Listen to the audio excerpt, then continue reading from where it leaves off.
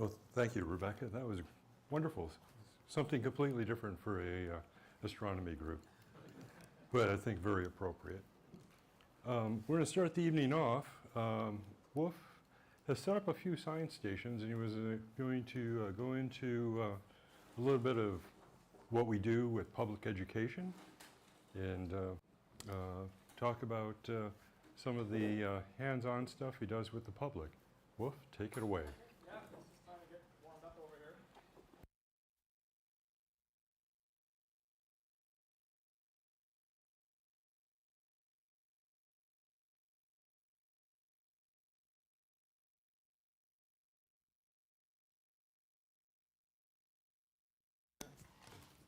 Sure.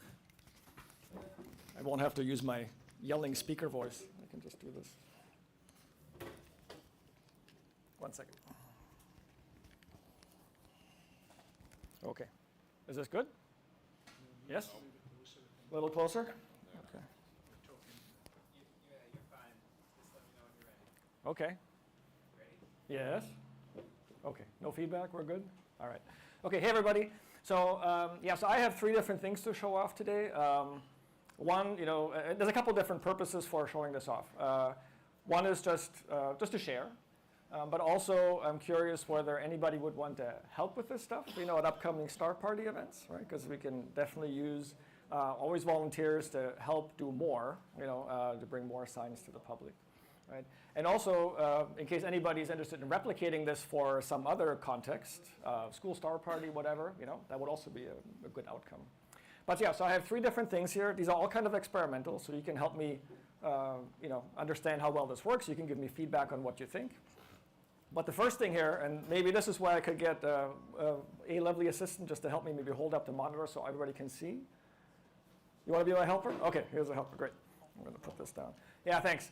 So you've probably all seen thermal cameras, right? I imagine many of you are familiar, right? So this is what you all look like, through a thermal camera. And if we turn the light off, right, the cool thing is that we could still see stuff with these, right? So the basic objective here is to help illustrate that we use lots of different tools in astronomy to help us see different things, right? We're all just used to seeing with our very limited eyes, basically, right? this tiny portion of the electromagnetic spectrum. But of course, astronomy uses technology. Oh, there we go. Thank you. Here you all still are. This hasn't changed. Okay. So of course, astronomy uses a lot of technology, right, to help us expand our senses and help us see a lot more than our eyes could. And you may also be familiar with actually, yeah, I can quickly show it. 1 second. You may be familiar with this kind of an image, right? This is, a couple views of the Pillars of Creation in the Eagle Nebula, right? The one on the right side, that's a visual light image, and you can see that there is there's some hazy layer behind, right? The background is some nebula, something that's blocking light transmission from whatever is behind that. But the cool thing is that, if we look at it in more infrared light, we can actually look through that haze and see a star field behind, right? And so this is one example of how looking at things in different light reveals more detail and more information. And I think this is a really important thing to help convey to people, who are new to astronomy, right? Who are just starting out, to help them understand how we use technology, how much information, how rich the universe is beyond what we can just see, with the naked eye. And so this is meant to be kind of a demonstration to that end, right? So this is, of course, not an astronomy technology device, right? But hey, it's kind of the same idea, right?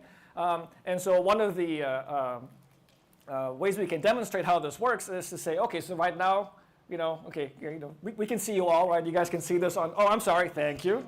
I forgot to switch this. This is why it's important to have an assistant who keeps me honest. Thank you. Okay, so now we're in business. Thank you.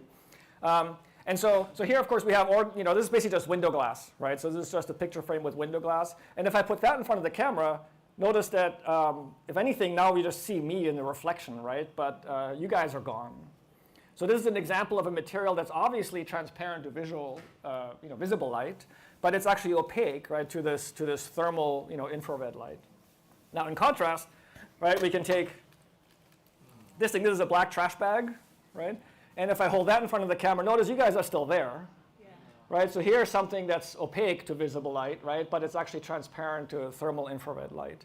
So now again, this is not an astronomy device, right? But it's the same idea, right? This is the same concept that's in play when you look at something in visual light, let's say the Hubble Space Telescope or the James Webb Telescope, that kind of a thing, right? So this is intended to help illustrate that, right, with something a little more hands-on, because it's one thing to show the slides and talk about it.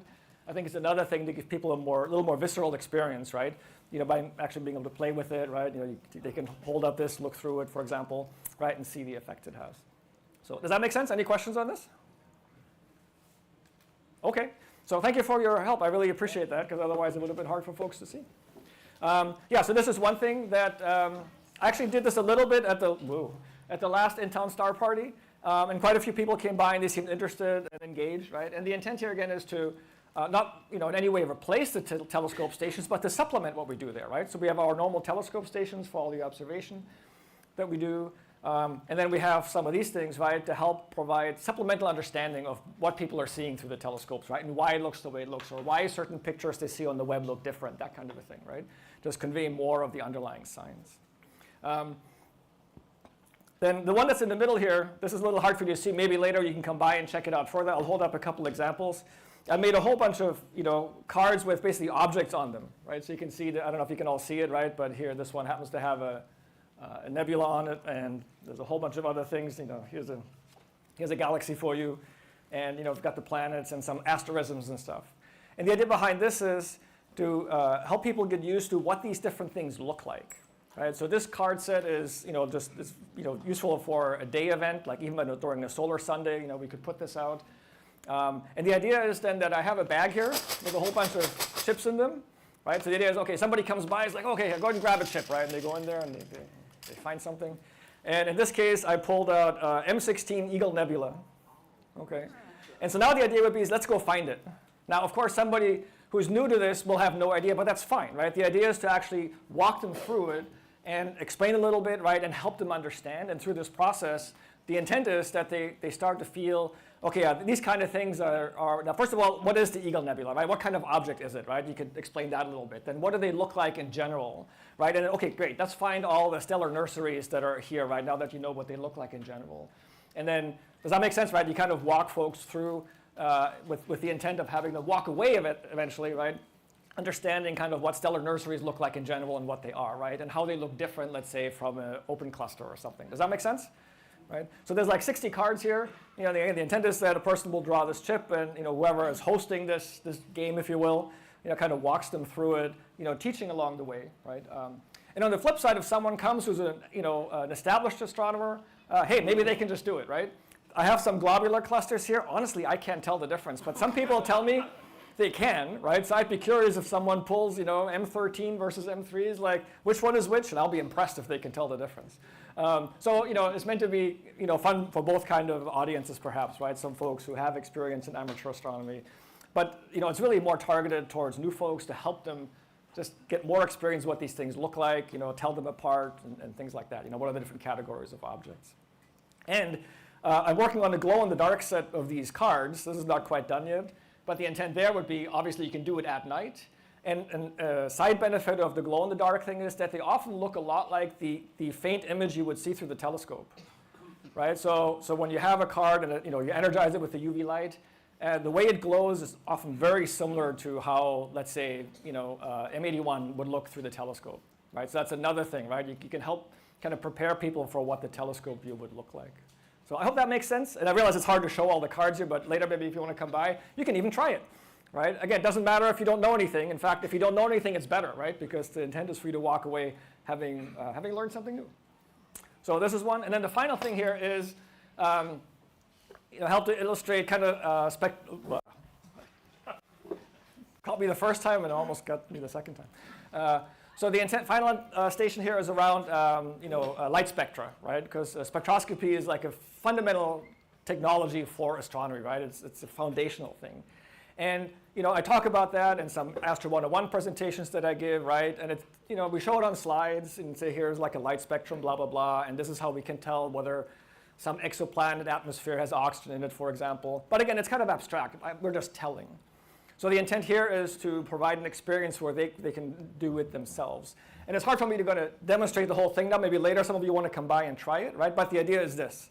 So first here there is actually this guy. So here there is just a little board, you can just see there's a white LED in it, right? This doesn't look all that exciting, but the idea is that you look at it with a diffraction grating, right? Kind of like a prism, if you're not sure what this is, right? And then you'll see the rainbow spectrum, right? And this guy's here as a kind of as a target to help you where to look, right? Because one thing we learned when I did this the very first time, it's hard for folks to know where to look to see the rainbow spectrum. Okay, so here's the thing they should look at. You look through the diffraction grating. You will see the rainbow spectrum over here, and this is kind of your sighting target for this. And so here you practice, right? It's like, okay, great, I can see the full spectrum, fantastic. Okay, now here comes the real thing now. Make sure I don't yank this thing again. So back here, you guys know what a Tesla coil is? Some of you, right? Okay, actually, maybe I should unshroud it so we can see it. So there's back here a small Tesla coil. Right? What could possibly go wrong? Right? So Tesla coils are devices that generate actually very high voltages. Now, you don't want to put your finger right on it. You'll get a burn. It's not going to shock you or kill anybody, right? But if you handle it badly, you can get a burn kind of like you would get if you get a bad static shock from shuffling over carpet, right? But so the idea is that also the Tesla coil like this when it's running, in fact, I can turn it on and you'll see the sparks at the top. Ready? You guys want to see the sparks? Okay, here you go. Can you see it? Right? So this is generating, high voltage, plasma basically that's coming off the tip at the top. But while it's running, it's also generating strong electromagnetic fields around it. Okay? And so I'm going to put this back behind the shroud because, again, the idea is that you really run this more at night and you don't want the light from the Tesla coil to interfere with what you're trying to do. So I'm going to hide it again. Okay, so again, I'll turn this on.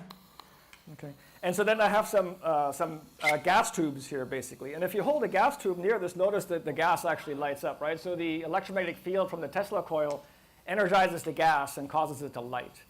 So this is one gas, and then here, you can see this is different.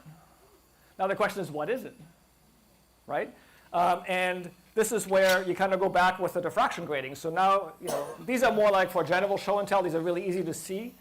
I have versions here of these that are exactly the same gas tube, but they just have a tiny slit for the light to get through. Because they have a tiny slit then allows you to look through the diffraction grating, and you will see, basically a spectral diagram, right? You will see the spectral lines for whatever the gas is, right? And then the idea is you can get people to say, okay, what are you seeing? And it's not on right now, but on the screen we'll have some examples, right? You can see, okay, here are some examples of, for example, neon, krypton, and helium, right? What are you looking at, right? You can get people to actually identify the material that's in the tube, just like, you might look at, a light spectrum from a remote exoplanet and say, hey, is there oxygen in this atmosphere? Does that make sense? Yeah. Right? So again, it's one thing to just show this kind of stuff on slides, but this is meant to really give them a more visceral experience, right, where people can actually do it. And I hope they would walk away then feeling like, okay, I understand this, right? I can see how, a chemical element like neon has a certain fingerprint, right, or barcode, if you will, that light spectrum. And I've actually identified it myself, right? I've looked at this unknown thing and I've understood that, this is, neon gas or something like that. This is hard to do later we can dim the lights if anybody's interested, and we can actually try this, right? Because you don't want too much ambient light. You kind of have to do this in the dark, right? Otherwise, all the stray light screws up your view through the diffraction grating. But does that make sense? Yeah. So these are kind of three different things, right? That I'm hoping to do at like in-town star parties as supplemental things, right? So people will go to the telescopes like they always do, and then we'll have these additional things, right? Just to share more science, right? And get people more engaged, right? And you never know who you're going to get excited with this kind of stuff, right? I always hope that people will go home remembering something. They'll go home, they'll like, wow, that was cool, or they tell their friends. Maybe these are some more things that people will go home and think it was cool, right? And tell their friends. And maybe they'll get inspired more to pay attention in science, Because I think actually, okay, one short soapbox editorial thing, right? I don't know what it's like in science class today for kids. I remember when I was doing this. It was a while ago, right? But a lot of it was around, here's what science has given us so far, right? And of course we have to learn that. We have to learn Newton's laws and all that stuff, right? And it makes sense to learn that established science. But I think a lot that was missing was kind of how science is a process, how can you use it as a tool, right? And this is like using science as a tool to discover something, right? And how much more there is to be discovered in science, right? And I'm hoping that we can convey some of that, when we show views through telescopes and when we do this kind of thing, just to help people get excited about science and not have it feel just like, oh my God, it's all this stuff I have to learn that people figured out 200 years ago, right? Again, that's important too, right? But there's more to it, and the more I think we can get people excited about that, especially young people, I think the better, right? That's one reason why I do this. So anyway, that's kind of what I wanted to show. Later, please come by. You can draw a chip. You can try the card. We can goof around with the thermal camera, and if you want, you can look through the diffraction grating and see the light spectrum of some sample materials here. So, am I on time? Yes. Okay. All right. Yes. And I'll again try not to yank it off myself. Okay. There we go. Wait. There. Oh. Can I see this first? Just that. Give me a minute.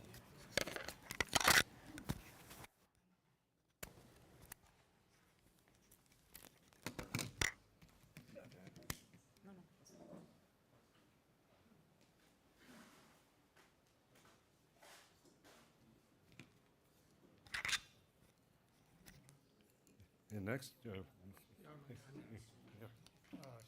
I use this thing? Should I put it to your collar there? Put it in my pocket? Yeah. Hello? Is it on? Yeah, it's not in your pocket though.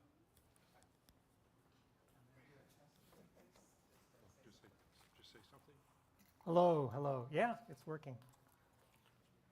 So today I'm going to demonstrate this analemma. What's an analemma? To start, I have some that you can keep. So if you pass this around, you can take one if you want. So the analemma tracks the position of the sun over a period of a year. If you take a picture of the sky at the same time every day, once every few days, the sun will trace out this figure 8 thing. And that's called an analemma. So you can download this from my website and print it out this big, or you can use the little one. The big one's meant to be held at arm's length to show you where the sun is going to be. The little one is supposed to be 11 inches away from your face. Okay, so it's got, the way you do it is first of all you find today's date. There's a calendar here. So it's October 4th, so that's today. So wherever the sun is, you line that up with the sun, block it so you don't look at the sun. And then you turn this until this points at the North Star, okay? And this will tell you where the sun will be the rest of the year at this exact time. So during the day you can't see the North Star, and during the night you can't see the sun. So how do you use this thing? How does this thing become useful? Well, you can use the compass points to align this thing. So let's see. I think this is north. So this is west. Is that right? That's north? Okay, great.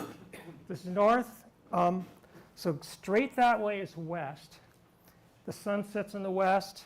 So if you have a compass or if you have a map, you know where west is. You put the center of the little green triangle in the center on the western horizon. So you stand here, find the horizon, or where you think the horizon is, line it up. And then it says the word sunset here. Line that with the horizon. Now you've got this aligned for 6 p.m. or 7 p.m. during daylight savings times.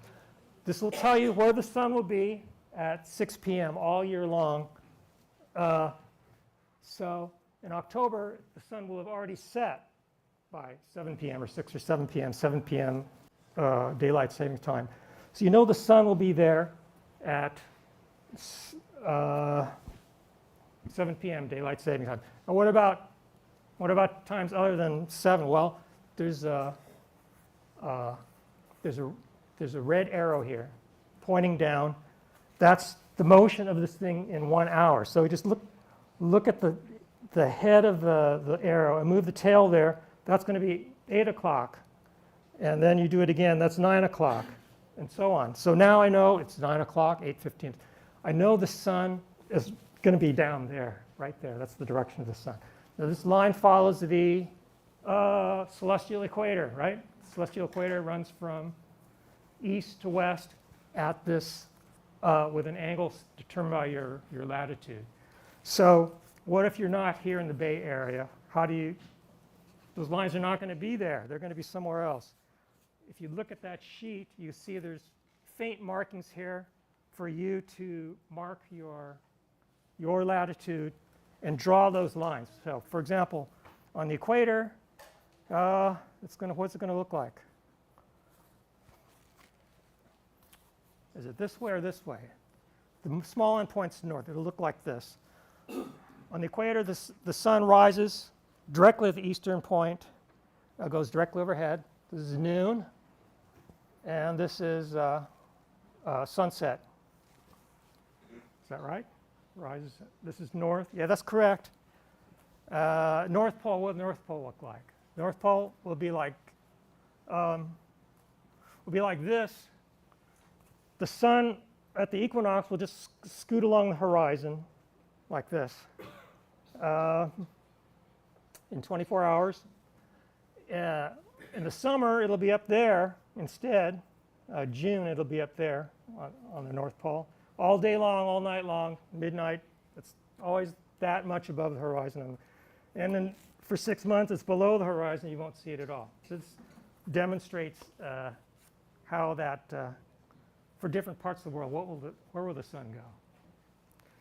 How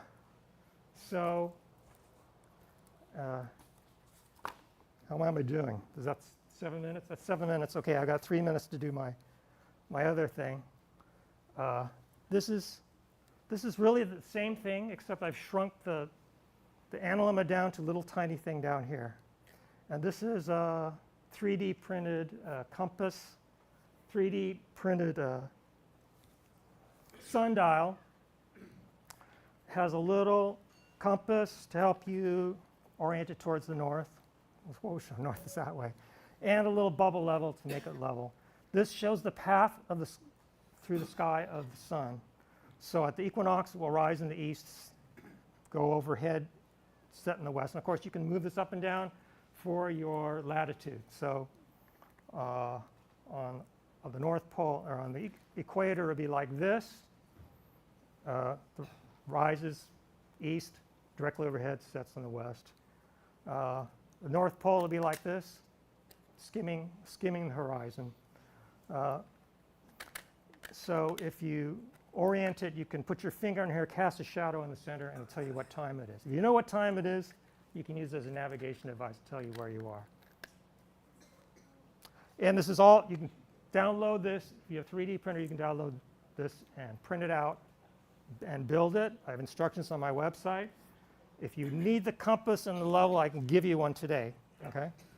So, Find our way home. pardon? Said find our way home. Yeah. You can, if you get kidnapped by aliens, and when you're released, you can find out where you are and. Not valid outside of the solar system. Oh, that's true. You have to be on Earth here. It's at my website's heliotrack.com, heliotrak, heliotrack.com, and you can download these things and print them out. So just to add maybe a second, right? So a moment ago I was trying to see if anyone wants to help with science stations, right, for outreach. This can be a science station during Solar Sunday. You were actually there one day, right? Yes, I was. Doing I that was. with folks, right? Yes. So if somebody really likes what Ray just showed, right?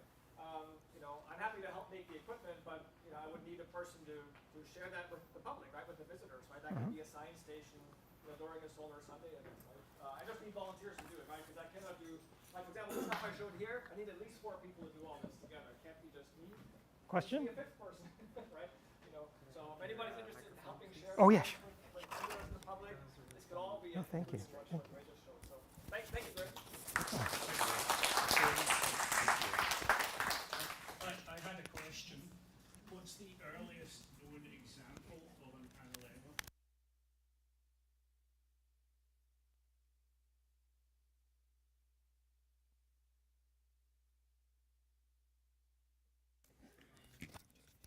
There might be one from a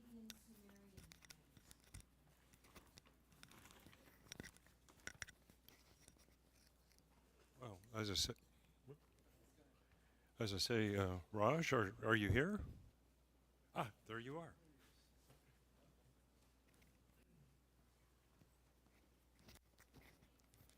Slip on to me.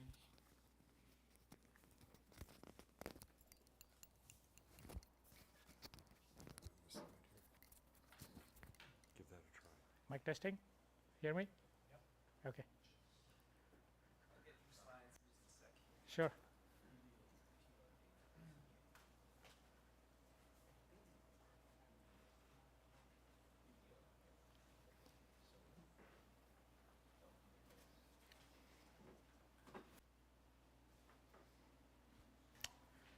Okay, so I want to talk a little bit about this little side project that I worked on over the last 6 to 8 months. So I got myself a 16-inch Dob, and I wanted something to track it, where it's push-to kind of scenario, right? Like I want to point at things.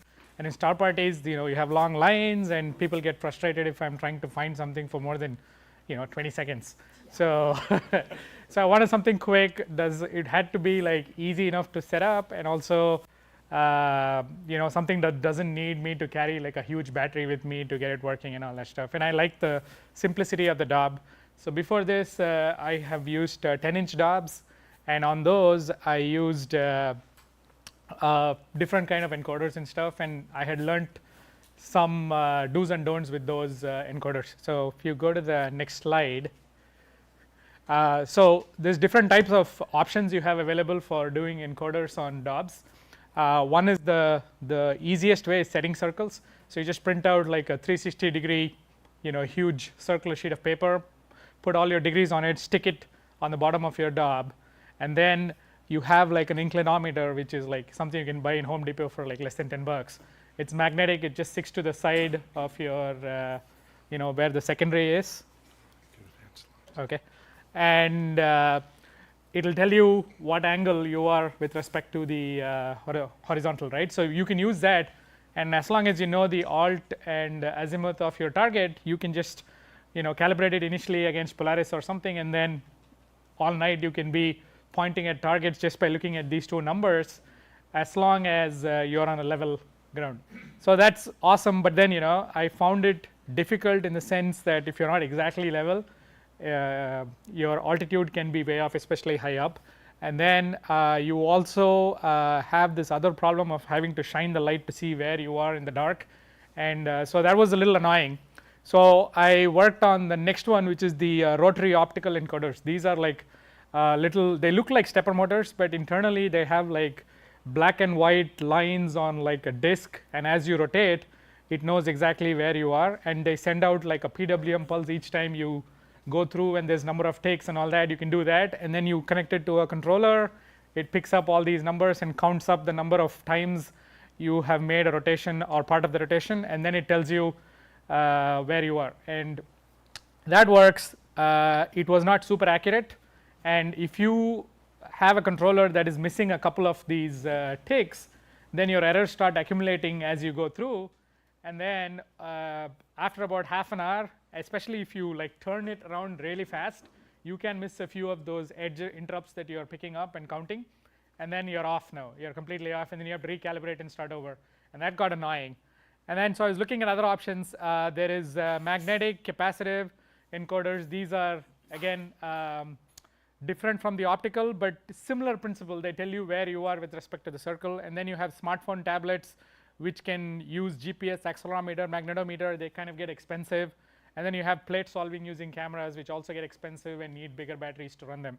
So I settled on magnetic or capacitive, and then I found out magnetic is a lot cheaper in terms of like the actual component itself, and I felt comfortable working with that. And capacitive was still new, but at least back a year ago. Now they're getting a little more common. So I went with the magnetic encoder.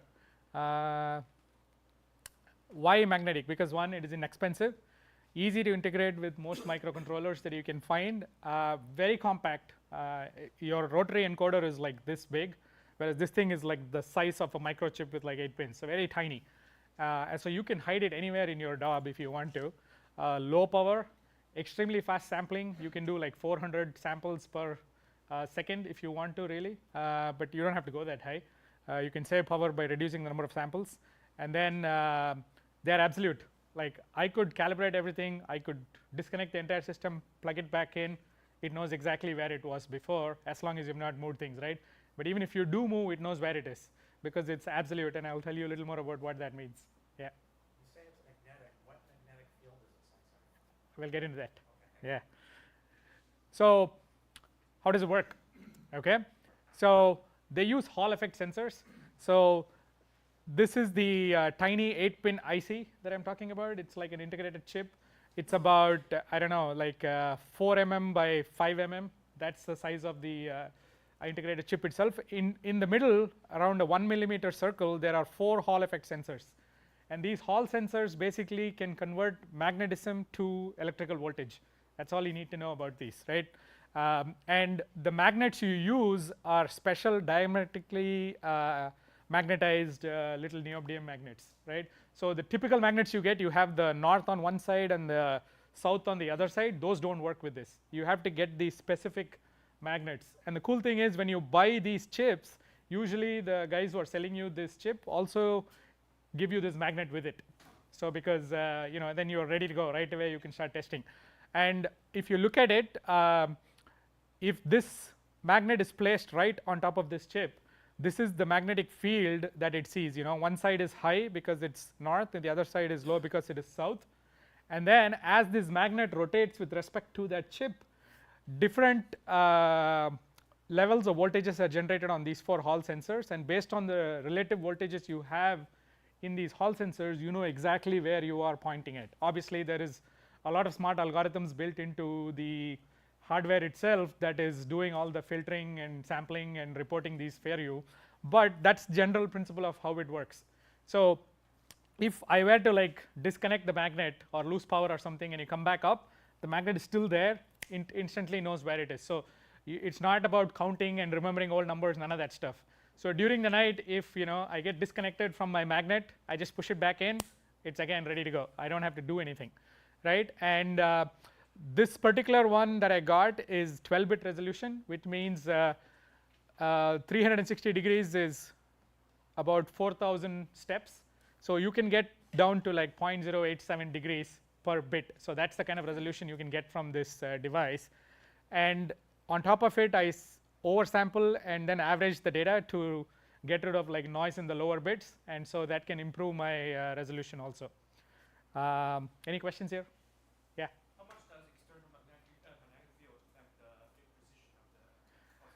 So if you, I don't know if it's clear here, but your magnet that you're placing has to be 0.5 to 2 or 3 millimeters away from this chip, and at that distance, almost all of the field that is experienced by the chip is from the magnet that you're placing there, and everything else external is not going to affect unless you're really, really close to the chip. It just discards everything. It doesn't even care about it, right? So everything from the magnet is what matters, right? And if you're using a magnet that's too weak, the microchip has this device has a resistor that you can read, tells you that the signal is too weak, or if your signal is too high, it's saturating the automatic gain controller, the AGC. That also will get reported.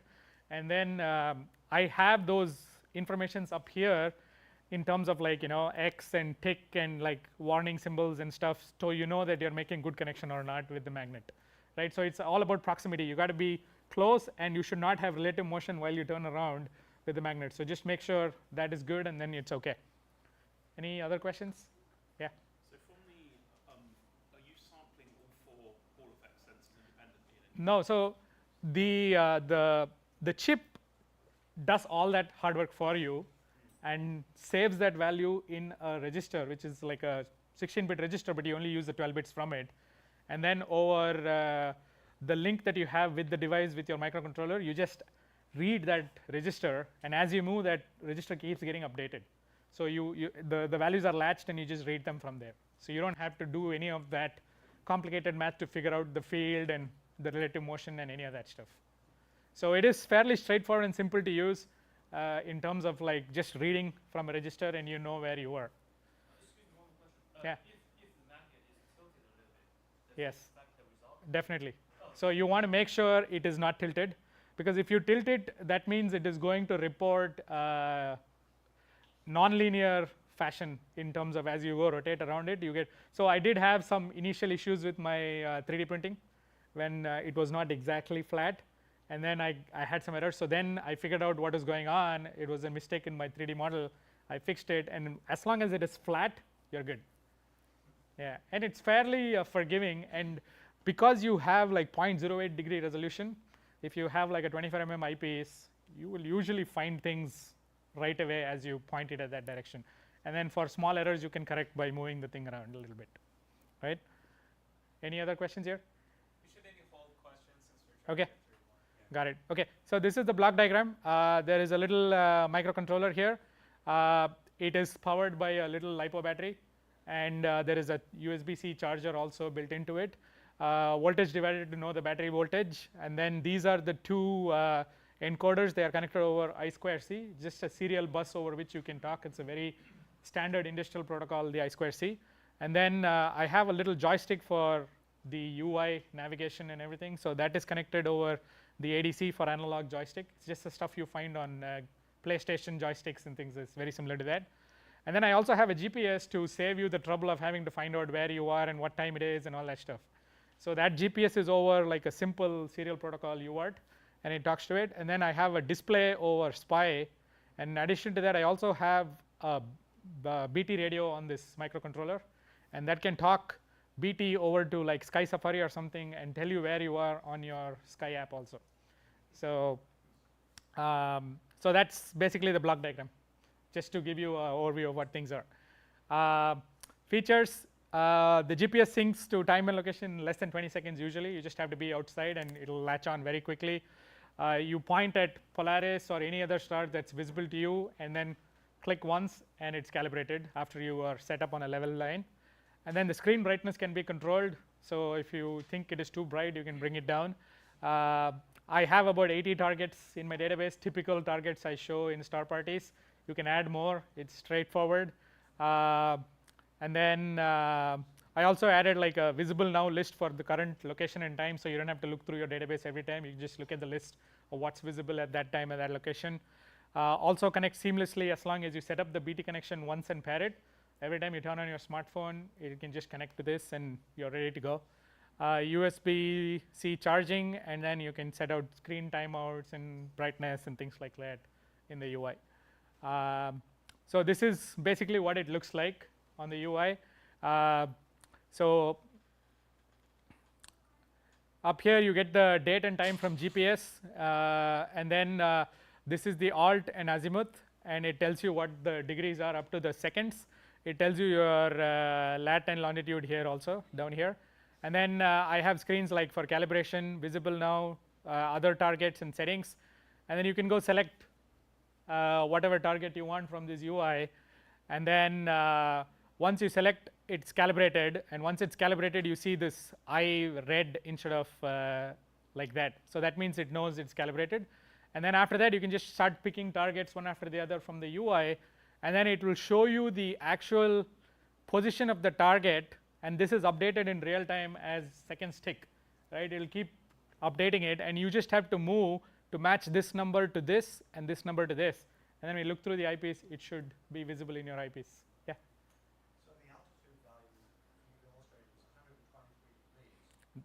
I thought the maximum altitude would be 90. So if you see, this is 1, 2, 3, 4, 5, 6, 7, and 7, 6, 5, 4, 3, 2, 1, right? This is when you have nothing connected, it defaults to that, right? So once it's connected, which you can see here, it Just to see if we're paying attention. yeah. So yeah, so this is typically how it looks, and then once you pick a target, it will tell you what target you are looking at. Those are the numbers in yellow here, and all the red stuff is where you should be pointing at currently, and then where you need to move. And then as you select the targets, it will also tell you the current azimuth altitude. If it's not visible right now, it will show an X against it. If it's visible right now, it will show a tick. And then it's also showing the magnitude of the target for you. Yeah. So you mentioned the encoder resolution is a good fraction of a degree. In use, how accurate do you find it to be in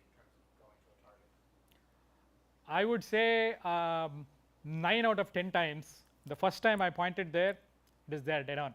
The tricky part is when it's like straight up, I struggle a little bit and I have to move around a little bit to get it. But everywhere else, it is almost dead on. It's in the field of view. Yeah, on a 24 mm eyepiece. Yeah.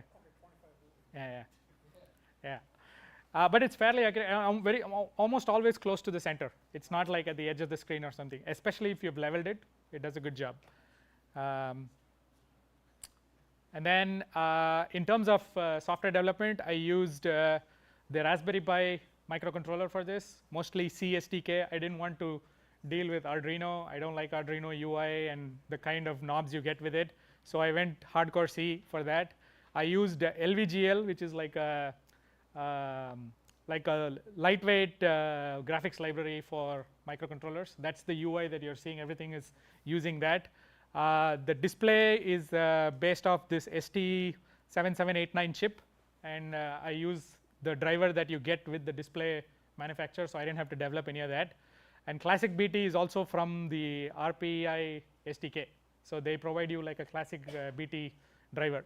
The rest of the things, the driver for the encoder, which is the AS5600, the GPS, the joystick, and then the push-to calibration algorithm, Alt-Z calculations from RA and DEC happening in real time from GPS info using floating point math. All that stuff is happening on device all the time. And then the encoder protocol for Sky Safari was a pain because they don't disclose what it is, and you have to sort of like reverse engineer to see when it will actually work. And then I had to like do that, but now it is working. And then I did a lot of the 3D models for fitting everything in and setting it all up. Cost. So that is what it costs to make this. Almost everything is from AliExpress. So, and all these are like dirt cheap to buy and make. Interestingly, what I spent at Home Depot is almost as much as all the electronics, just for like a couple of pieces of hardware and aluminum bars. That is how much it cost me to make this whole thing. And shipping was free as long as it's more than $10 at AliExpress. So, you know, it's like you have to wait like a couple of weeks, you get everything, and then, you know, they all worked off the box, out of the box, no issues in terms of like quality of the parts coming through and all that. Right? Yeah. Sure. So I have it set up here in case you want to come and take a look. It's actually latched to the GPS and everything. You can see it working. Cool. Excellent. Excellent. Thank you.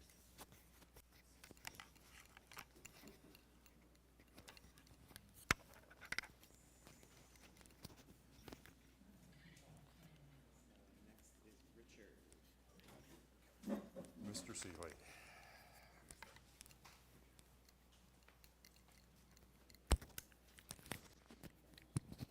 Okay. Okay, can you all hear me okay? Okay. That's it, slides and the pointer. Which is the button for the next slide? I think it's up and down. Okie dokie. Can we get the lights off? Is that possible?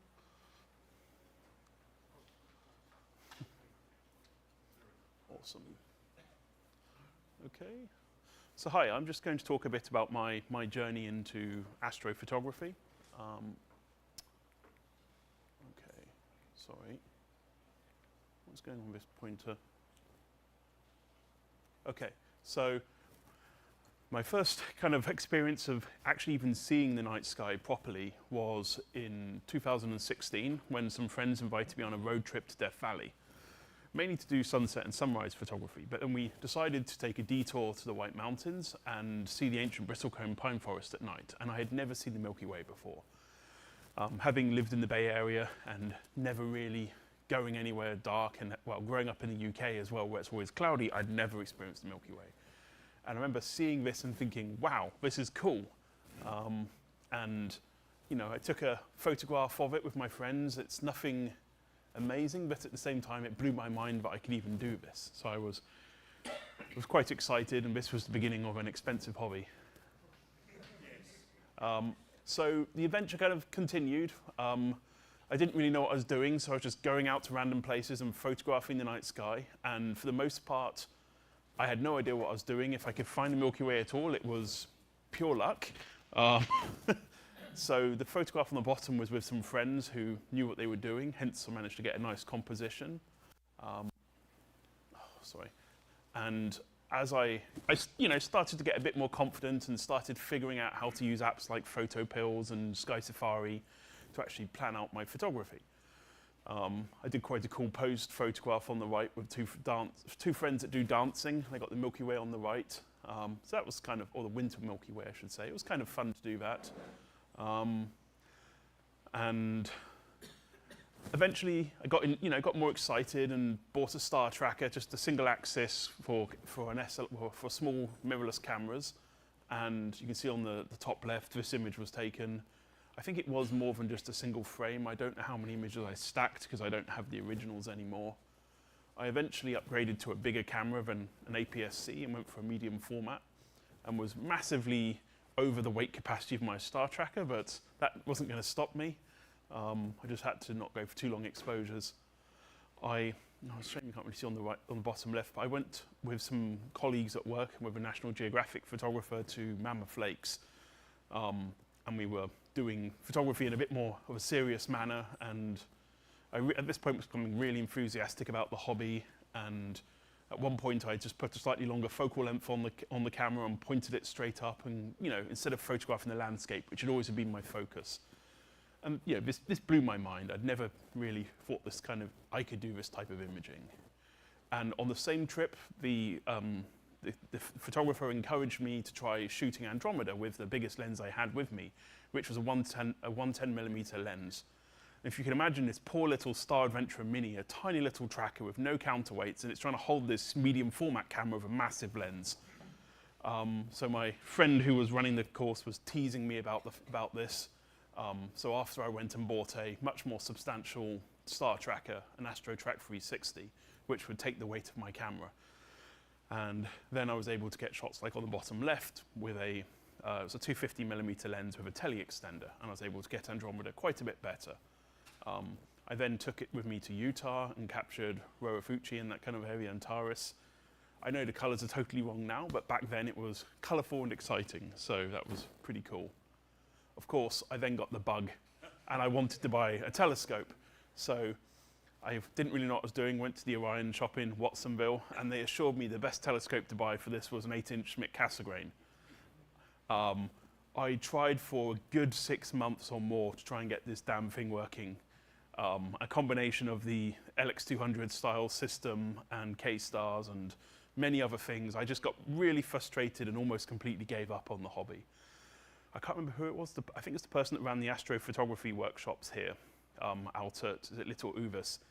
He pleaded with me that I should just buy something simpler, like a small refractor and a ASI Air, and just do it the easy way. So I wasn't really able to persuade myself to buy anything that small, so I ended up buying a 5-inch refractor, but I did get the ASI Air, and sure enough, within a couple of weeks of buying it, I was getting images. So that was a huge improvement. So here was the first light. I drove out to Pinnacles, set up in the car park, was surprised by how cold it could get, and I got a significantly better picture of Andromeda. So this was quite an exciting kind of progression for me. And then, of course, I would take this telescope with me wherever I went. So when I went to Utah, to the Moab area, I took the telescope, and I wasn't doing particularly long captures at the time, as I was still figuring things out. But, I got Pleiades, and I think this was a Triangulum Galaxy. Yes, it was a Triangulum Galaxy. So still fairly short exposure times.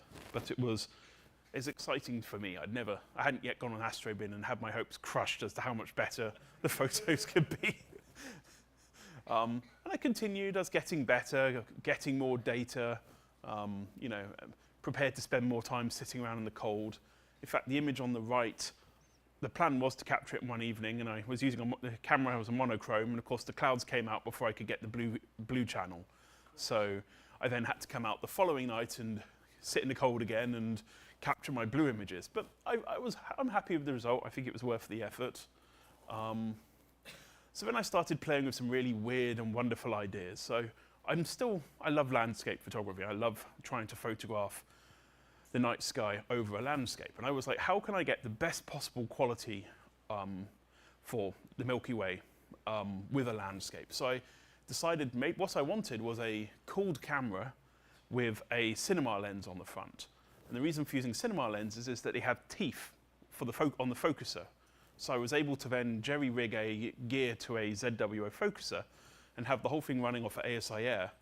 And then I could use a variety of different cinema lenses. So I have I think it's a 15mm, a 45mm, and a 150. So I have these different lenses I can use. And this allowed me to do some pretty cool images. So the left one was at Mendoza Ranch. And I think in that direction we're looking directly towards San Jose. So there's quite a bit of light pollution, but the camera, because it's cooled, because it has a nice 16-bit readout, I was still able to pull out, I don't know if I can use the laser pointer. You can see I managed to get some red. I think that was Cygnus, that kind of area here. And then near full moon, I went back to the ancient bristlecone pine forest with a friend, and I persuaded him that it was worth going out, even though it's going to be the moon was going to be fairly bright. I mean, you can see it's literally lit up the clouds, and photographed I think this was still the summer Milky Way, but it was obviously in the setting phase. And because the camera had so much dynamic range, I was still able to do a lot of background subtraction and pull out the Milky Way again. And finally, I took it a bit more recently to New Mexico and did what's known as a deepscape, where you're trying to photograph with a longer focal length lens. You're trying to photograph a deep sky object over the landscape. So this actually was a real composition, so we had to do a lot of planning to work out precisely where we needed to be located in order to get this kind of rock mountain exactly where we wanted over the target. So it was a very technical shot in terms of getting the composition, but I was very happy with the result. Still doing Milky Way photography over landscapes. So this was a panorama made up of, I think, 5 times 4, so 20 total shots to make up the night sky. So I was using a tracker, and then I turned the tracker off and do the landscape as well. And I was lucky that we got some really cool air glow that night as well. So it made for a spectacular image. And yeah, I have this printed out at home about 4 feet wide, so it's pretty huge. Of course, the astronomy side of things, I couldn't help myself but buy an even bigger telescope. And I went and bought a 7-inch refractor, and very quickly realized it was too heavy to lift and mount. I know Joe spent many evenings watching me in fear as I tried to set it up at the Rancho de Cañada. I eventually decided, yes, I'm going to send it to a remote observatory because it's too heavy to lift on a regular basis. So I then got first light at the observatory, and Andromeda again. It's a nice kind of target to benchmark my progress. And now I'm able to do hydrogen alpha. It's very dark, and you have these kind of exquisite tiny details on this from this telescope. So it's been a lot of fun. This is only a few months ago, I should point out. And then Lagoon Nebula. I'm sticking at this point to brighter targets, but the camera on the back is a 100 megapixel medium format camera, so it has a lot of resolution. So you can see these kind of this tiny little area here comes to this, and you can see up here a globular cluster. Again, it's just got a lot of detail, so it creates really nice images. Sorry, am I standing in the way? No, you're good. And then I decided, now I've done some easy targets, I'm going to try and do a more challenging target. So I don't know how many of you know about the Flying Bat and Squid Nebula, but the squid is a very, very faint target in O3. So this was essentially 2 months worth of imaging, bearing in mind there was a lot of cloudy nights and technical problems and other things as I was trying to get my remote setup working. But it was also because of it has a 1 meter focal length on the telescope, it was actually a 2x2 mosaic, just to make things even more challenging. But I'm very happy with the results. And one final image that I was capturing up to a few days ago, the Triangulum Galaxy. So this was, again, nice to compare with the earlier image I had with Triangulum, where there's just a lot more detail. I mean, it's partly, actually to be fair, Moab is also very dark sky, but you have a lot more integration time here and obviously a bigger telescope. So you get these lovely kind of fine details of hydrogen alpha regions that are really tiny. I think I might have rushed through this. I have. Okay, thank you for your time.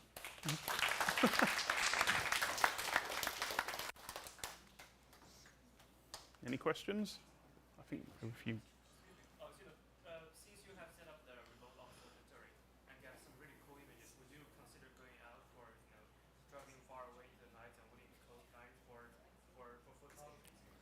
Yeah, I think there's something fun about taking a telescope and setting it up. I still go to the local, members' nights, and I sometimes use my remote work weeks at work to go and stay somewhere with a dark sky in a remote Airbnb, and I'll set a telescope up at night.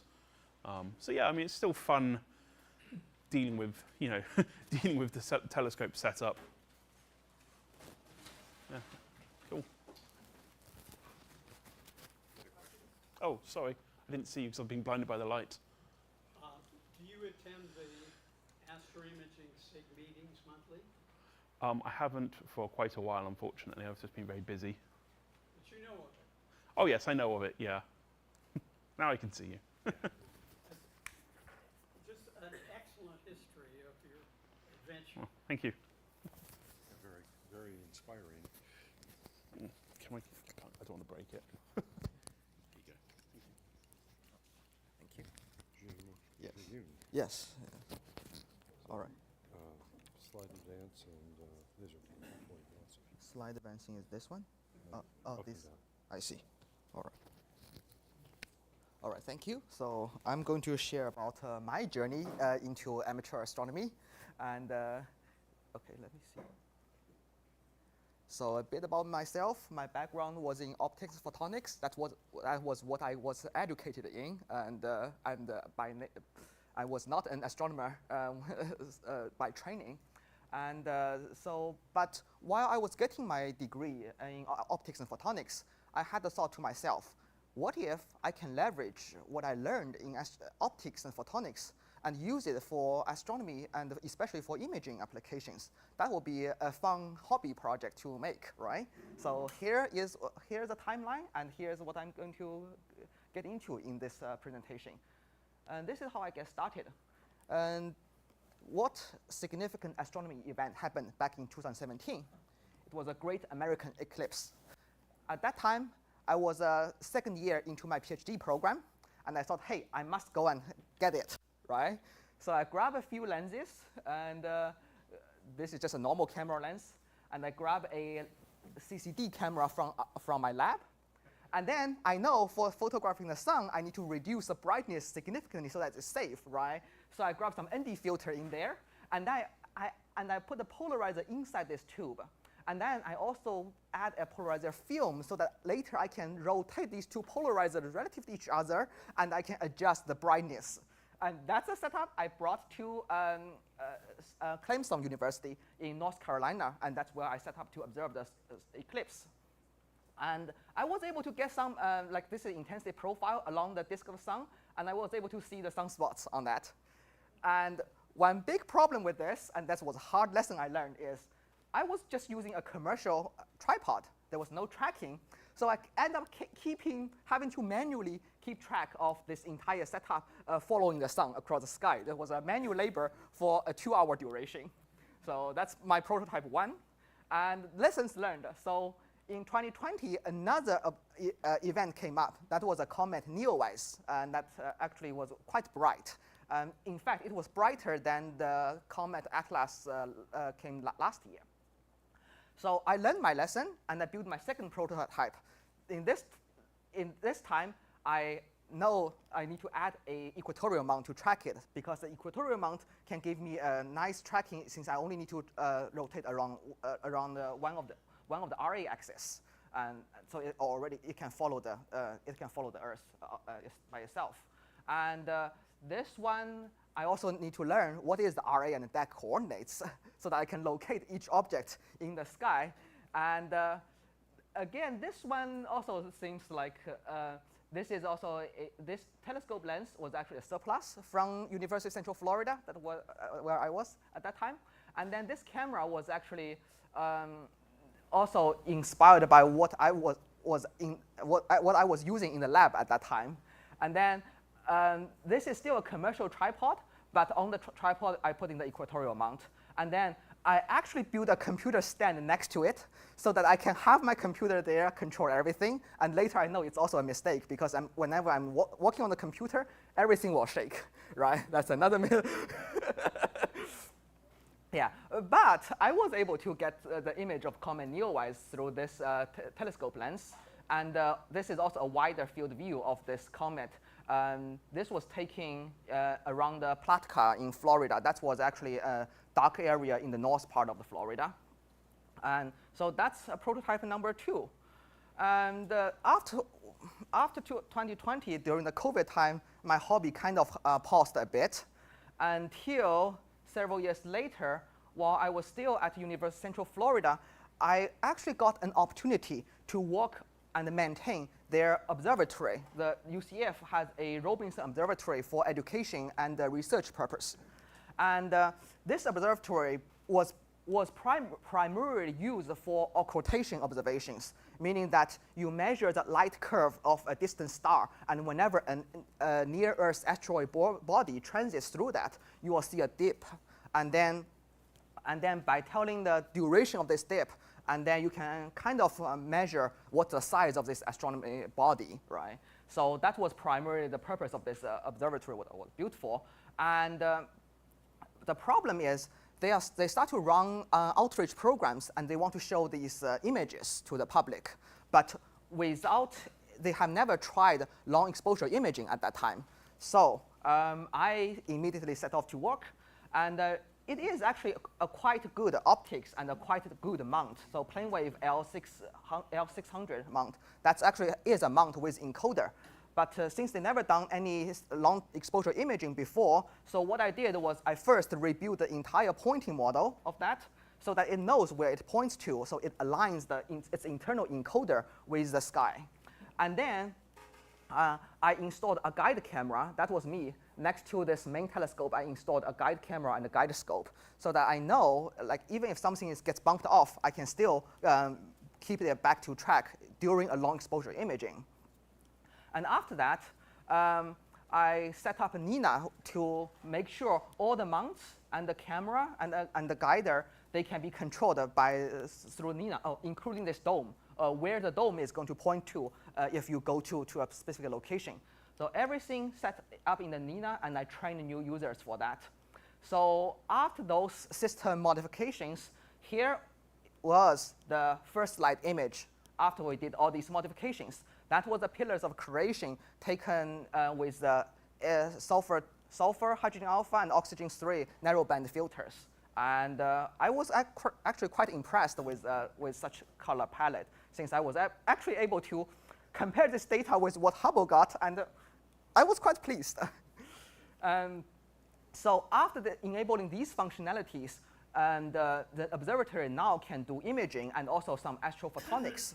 In astrophotonics experiments, there are research groups in the university that are trying to couple the light from the star into a fiber. And that absolutely requires very stable tracking system. And then they are going to analyze the spectrum of this light coupled through the fiber. So with this experience, I start to build my own setup. And after I joined the industry, one important lesson I learned first is whenever you are doing something like a new tool build or a new program you start, you give it a name. You give it an intuitive, impactful name. So here it is, Astronomical Imaging and Metrology System, or AIMS for short. And I start with generation 1, what I call it. Generation 1, I want to start with small and simple. And this is an ASCAR FRA 400 lens that has a focal length of 400 millimeter, and it follows a traditional Petzval design. This lens gives, combined with the camera, gives me about a 3-degree field view, so that if I know something is off, at least probably I see the target at the edge of the frame, right? So it makes it easy. It makes more tolerant to the mechanical errors. And then I have the Skywatcher HEQ5 as a mount, and I have this, this is for focusing, and then a mini PC. Notice this time, PC is not placed on the tripod anymore, since I learned the lesson. And just as what I did at UCF's observatory, I used the Nina to do an entire imaging workflow. It can streamline the entire pipeline without, unattended, so that I can build up the sequence. Let's say what filter to use, how long is the exposure, and then switch to the next narrowband filter, take another set of exposures, and afterwards, it homes the telescope and shuts down the PC. So entire system will shut down automatically at the end of this sequence so that I can just leave it there outside in a lawn probably somewhere, and then I can go back to the dorm and sleep. And the next morning, I just come back, hey, everything looks good because the telescope found its home last night. And then I basically grab the raw data and do some processing, like first stack individual channels together, and then masking out the stars, and then do the RGB equalization without the stars, and then get the composite image, and then later put the stars back to do the star recomposition to get those images. So that's generation 1. Earlier, 2025, and as I start to get more and more involved with the volunteer and STEM outreach activities, I realized that generation 1 is no longer sufficient. Generation 1, because of the larger field of view, it's good for diffusive nebula or for the solar sundays. But for planetary nebula or planets, those are targets that spans several arc minutes, right? It requires an enormously long focal length so that you can get it clearly on the camera. So that is the time I start to think about, early 2025, I started to think about generation 2. Generation 2 started with a list of specs and budgets. So these are the specs and budgets that I put in there. So hey, I want this amount of focal length, and I want this much field of view, and I want this F number so that I don't need to do such too crazy long exposures. And then I start to search for vendors, and then list their vendor spec. How do I know these vendor specs are correct?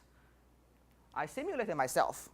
So given these specs, and given the mechanical turbulence and what's the aperture, I modeled it in Zemax to make sure that these specs from Argina Optics, they are selling the GSO brand, they are actually achievable through a reasonably okay ridge accretion design. And in fact, they say it's a ridge accretion design. So I put in those parameters. I did a mock design myself and make sure those parameters are reasonable before placing the order. And once it arrives, now another problem comes up. So in order to use it, you need to collimate it, right? And if it's not collimated, then the image quality will become very bad, since the stars will become distorted like a triangle shape instead of a circular shape. However, for the collimation of a ridge accretion design is not that straightforward. Normally, if you have a Newtonian reflector, what you do is you can use a laser collimator. You send in the laser beam, bounce off from secondary mirror. Now you adjust the secondary mirror tilt until the laser beam gets hits the center mark on the primary mirror. That's how you locate the position tilt of the secondary mirror. And then for the primary mirror, you again adjust its tip tilt until the laser beam retroreflects back into itself. So you have the tip and tilt of both mirrors set. And then the distance in between these two mirrors is actually more tolerable, since as long as you can get in focus within your focuser's distance, it's actually okay, since the secondary mirror is a planar mirror.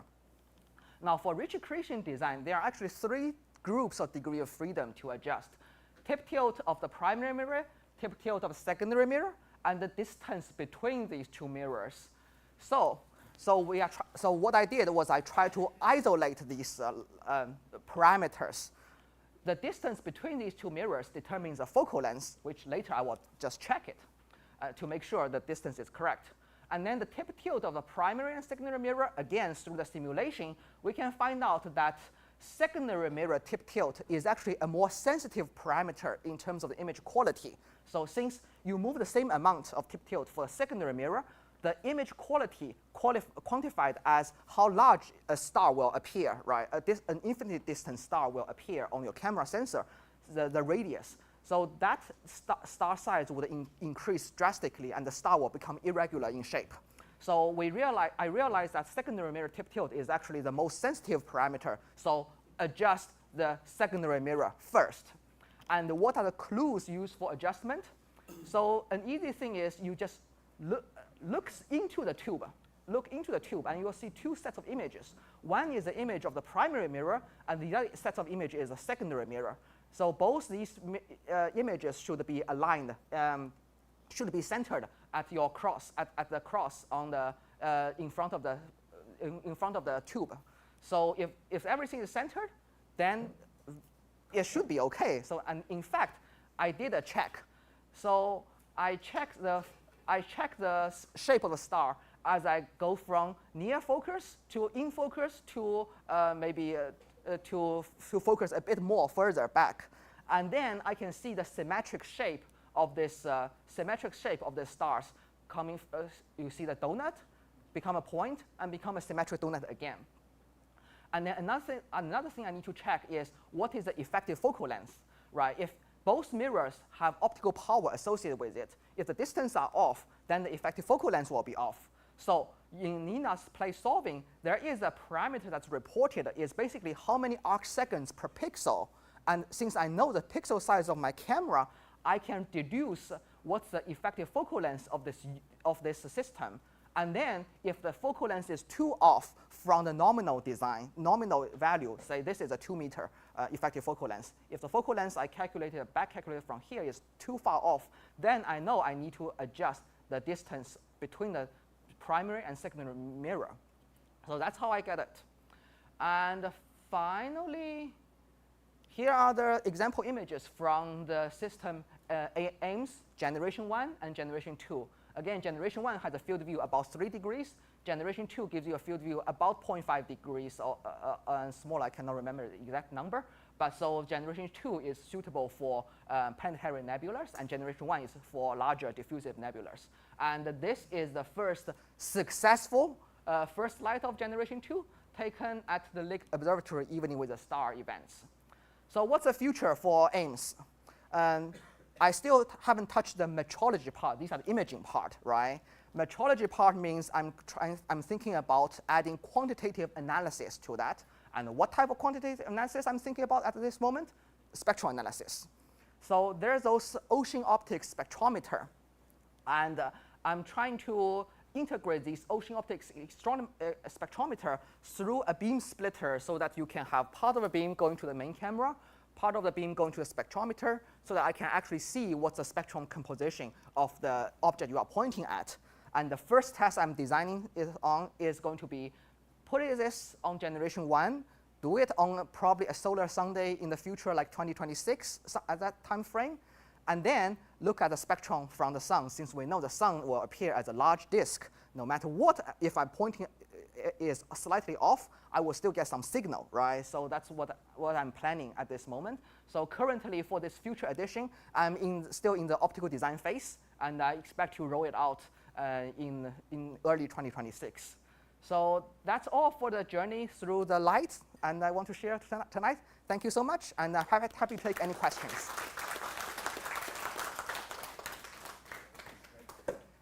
Yeah. Wow. Yeah. Pretty impressive. Oh, thank you.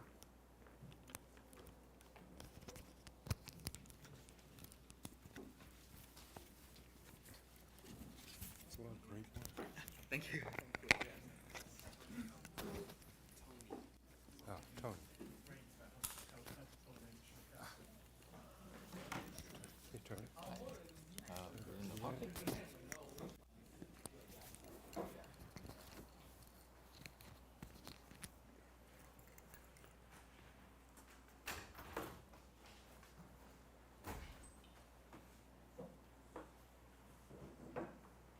I'm going to apologize for my slides. I wasn't sure for a show and tell we could actually use slides. I just threw some web pages. So today I'm going to talk about smartphone finders and how I got into it. So a little about me. I got into astronomy in the pandemic, 2020, like a lot of people. And pretty quickly I went into astrophotography. And before I got a go-to mount, I had a manual equatorial mount. I was trying to find targets, deep sky targets. Sometimes it takes me 45 minutes. That was very frustrating. You know, it's very hard to find these small targets. So I really understand and appreciate like a good like a plate solving system. So so when I saw this StarSense Explorer from Celestron, I think 3 years ago, 3 years ago, when they started offering it, I said, yeah, I don't have an 8-inch stop. I would like to have an 8-inch stop. And I think at that time, pre-tariff, it's about $800. So it's about $200 more than another type of 8-inch stop. So for $200 extra, you get the StarSense Explorer, which I'm going to explain what it's all about. So this is just a standard.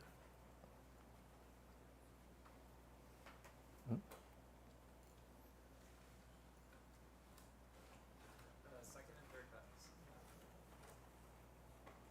Do I point at your? Oh yeah, there you go.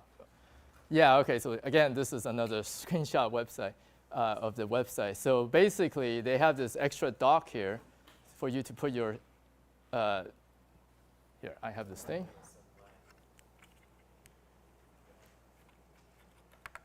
So there's the two parts. There's a smartphone adapter, which is this thing, and then you can mount your smartphone, just any old smartphone, and then you can take this piece off. There's a mirror here, so the smartphone is actually looking down. So then the mirror allows the smartphone to look at the sky, a portion of the sky, and then you have to download their app, and then you can launch. Here, maybe I'm pressing it. Yeah. Okay. I'll advance it for you. Yeah, I'm pressing it by accident. And then, yeah, it says you can. So it runs on, the app is based on Sky Safari. So there's many targets in there. And it actually also, here, let me put my,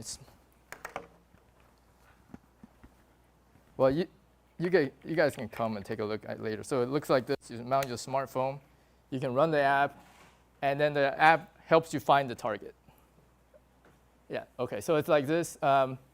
Once you select a target, there's like a tonight's best, or you can look at all the Messier catalog or all the other catalogs. You can find your target, and the arrow points you where to push your Dobsonian telescope. So you push it up or push it, turn it around. And then as you get closer, it will actually zoom in, show you the target where it is, and then see this, the circle would change color. So it would change to green basically when the target is in the field of view. One thing is you do have to align it first. So you do a 1-star alignment. You can even align it during the day. Like you look through the eyepiece at a treetop or something, and then you use their app to align your camera to the treetop. And once you've done that, then you can use this app to find the target, and basically it becomes a push too. So I mean, we heard about the magnetic encoder. So this is a little bit more expensive, but a lot less work. So so this is great. Next slide, please. So the next step is actually I wanted to use this for imaging because I wanted to put it on an equatorial mount because some of my equatorial mounts I still not go to. Even with the go to, the pointing accuracy is never that good. So I went do the obligatory thing to go online and find a 3D printed part that people have designed. So this is an adapter, StarSense Celestron StarSense adapter. Allow you to move your smartphone adapter between telescopes. So basically, Celestron has a bolted part that this thing mounts into. And they don't sell this thing, the StarSense Explorer, independently of their telescope. So you must buy their telescope. I think I checked today, the cheapest StarSense telescope, they sell many type of telescopes with this app and this contraption. The cheapest one you can buy is like $250, $200. So many people online actually say, oh, I just buy it, and if the telescope is not very good, the mount's terrible. They just trash it and they just keep this, and then they go and print a 3D printed adapter, which I went through several other designs. This is the best one I found, and basically now you have you can put it in a red dot finder. So instead of putting in their bolted part, you just put this thing this way. And now I can put it on any telescope. Okay, next slide. So this is my first telescope that I bought in the pandemic. This, at that time, $200. But now with this part, I can just take out my red dot finder and put this on. And now I have a push-to tabletop Dob. And this is great because I don't take my 8-inch Dob when I go traveling. So I took this to Yosemite. I took this to like Joshua Tree National Park. And when we're traveling with the StarSense Explorer app, I can find targets. So in Yosemite, I was able to show my kids Neptune and Uranus. I would never be able to find those without the app and without this adapter that allows me to use my tabletop Dobsonian. So that's a little bit of a travel story.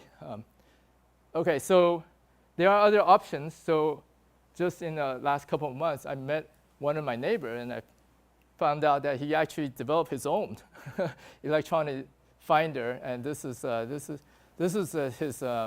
his version of the Star Sense Explorer, basically e-finder. So it's called the Hopper, and that's his website, Clear Sky Astro. And so it's much more elegant than this. It's just a Raspberry Pi board with a camera attached, and then he has a 3D printed cover. And then you see that it already comes with an adapter that you can mount. So one of the disadvantages of this is it's really heavy. So you put it on your tabletop knob, it will actually sag, right? And I have to tighten the knob. And another thing is for imaging, it's actually a problem with the equatorial mount. It's like sometimes it's pointing like this, and I have to go look at where am I. With this, there's no problem. Your phone, you can hold your phone, and the camera would do the place solving right on this computer, and you can just look at the phone to see where you are. And then again, it's another push too. So it's a place solving solution, but it's much more elegant. And so if I don't already have the Star Sense, I think this is definitely a good solution. I actually invited my neighbor here, so he can tell you all about this after the meeting. Yeah, there you go. He can give you a demo too. Yeah, it's really cool. We went and had a head-to-head of comparing Star Sense versus his Hopper, and yeah, I really like his Hopper, especially for imaging. I think that's really a winner. But if you're like, I don't want to spend any money, and there's a free version. This is the last slide. There's a free version. You can kind of get a sense what it's all about. Smartphone-based finder and guiding. But this is called an Astro Hopper. I think it's just a website you can go to, and you use your phone. You have to do a lot of aligning, but there's no place solving, so it's not that accurate, and you constantly have to realign. But and then you have to find some adapter. This is some random website on Reddit. People, I think they use a magnet or something, put it on the knob, and then they just run the website. And you do some star alignment, and then it'll tell you where to push to. But after you push it's using the phone's direction finder, but it's not that accurate. So often you have to realign. So it's definitely not as good as these solutions, the place-solving solutions, but it'll give you a sense of what smartphone-based e-finder is all about. Okay, so that's it. Thank you.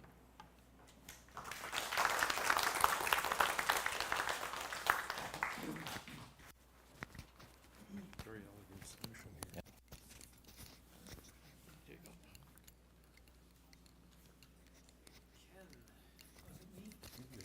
Ken, you're up. Get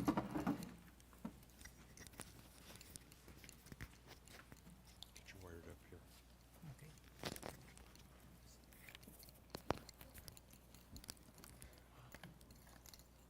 Okay, thank you. It's on, right?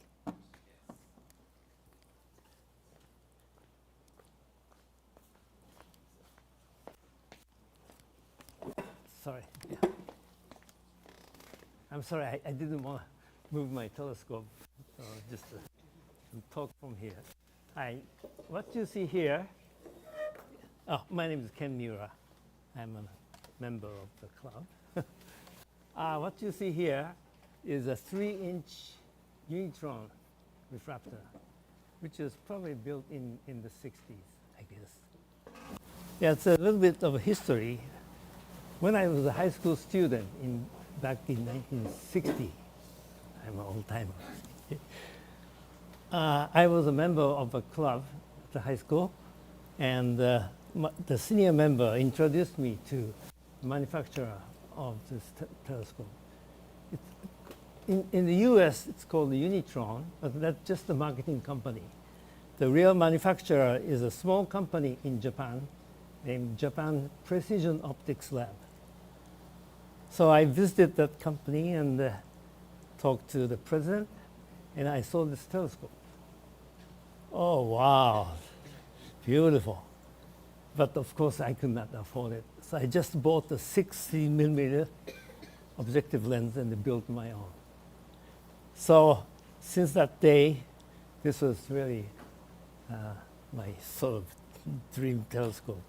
Right now, this is only 3-inch diameter, so not a whole lot anymore, but still. Then in 2020, in the middle of a pandemic, I saw an ad of this telescope. And the owner or seller is surprisingly Scott Losmandy, the guy who started the company and which builds a very nice equatorial mount. So I drove all the way up to Burbank with my son to get it. And it's a very nice condition. It was, probably he almost never used it. It's got the equatorial mount and the motor drive, which is an asynchronous motor. In the 60s, there was no quartz crystal-driven mechanism yet. So the most precise mechanism was uses AC cycles of the regular, how to say, from the outlet, you know. So this one, so the only problem with this one is that depending on where you are, you have to buy a specific drive motor. This one is 110 volts, 60 hertz.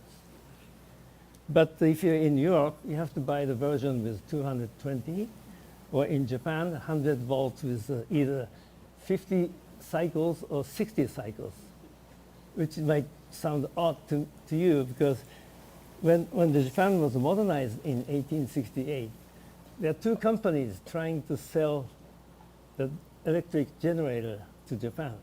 One is GE. The other one is the Siemens in Germany. Siemens had a 50 cycle, 50 hertz generator, and GE had 60. So they divided the market. The eastern half of Japan uses the Siemens, which is 50 hertz cycles, and the western part uses GE, which is 60 cycles. That still is the case in Japan. That's a very, very stupid situation. So I cannot take this to Tokyo. Probably, if I live in Osaka, I can still use it, but in Tokyo, it's a 50 hertz.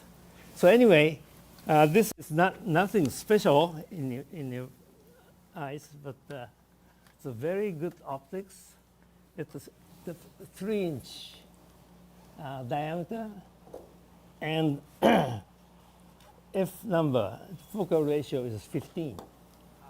So it's a very, very, how do you say, conservative design, and no chromatic aberration visible if you have that large F number. So the unique thing about this is this eyepiece. At that time, there was no zoom eyepiece available. So you had to put many eyepieces together in the, just like revolver, called 45. Six eyepieces put together.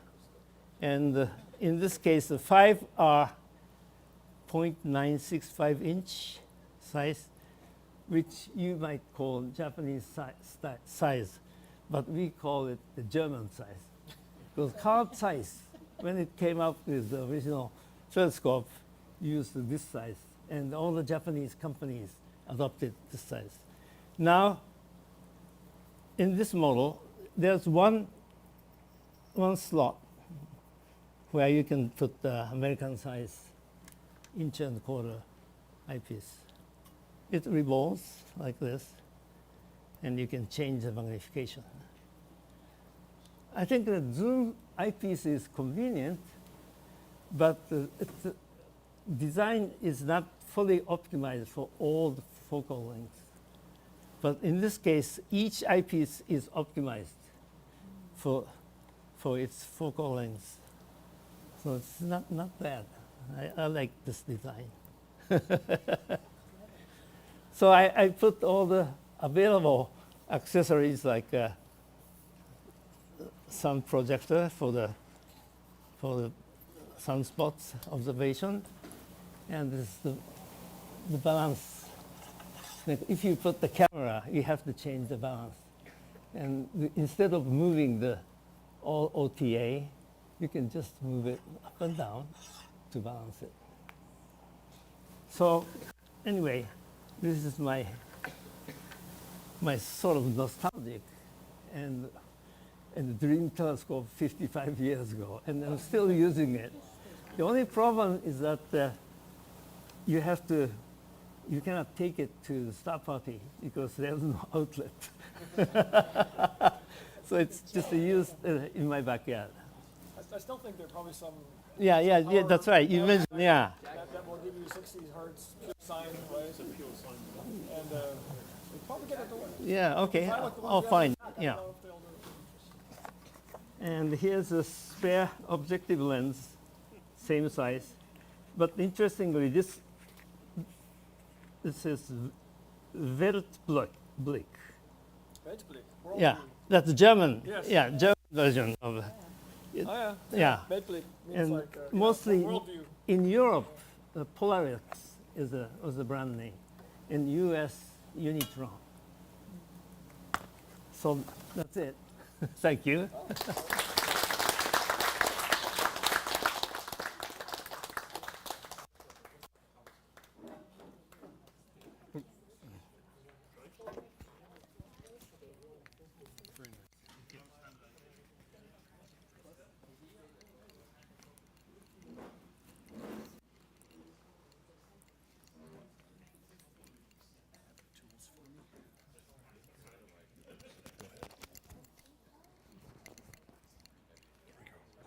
All right, you have the clicker. There it is over there.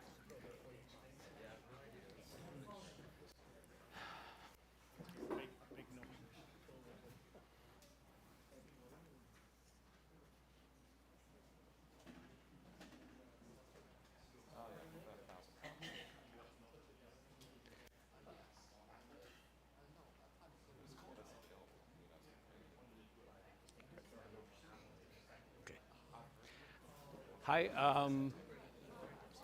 Brad Hawkinson. I'm going to do just a little talk. I've been spending way too much time since January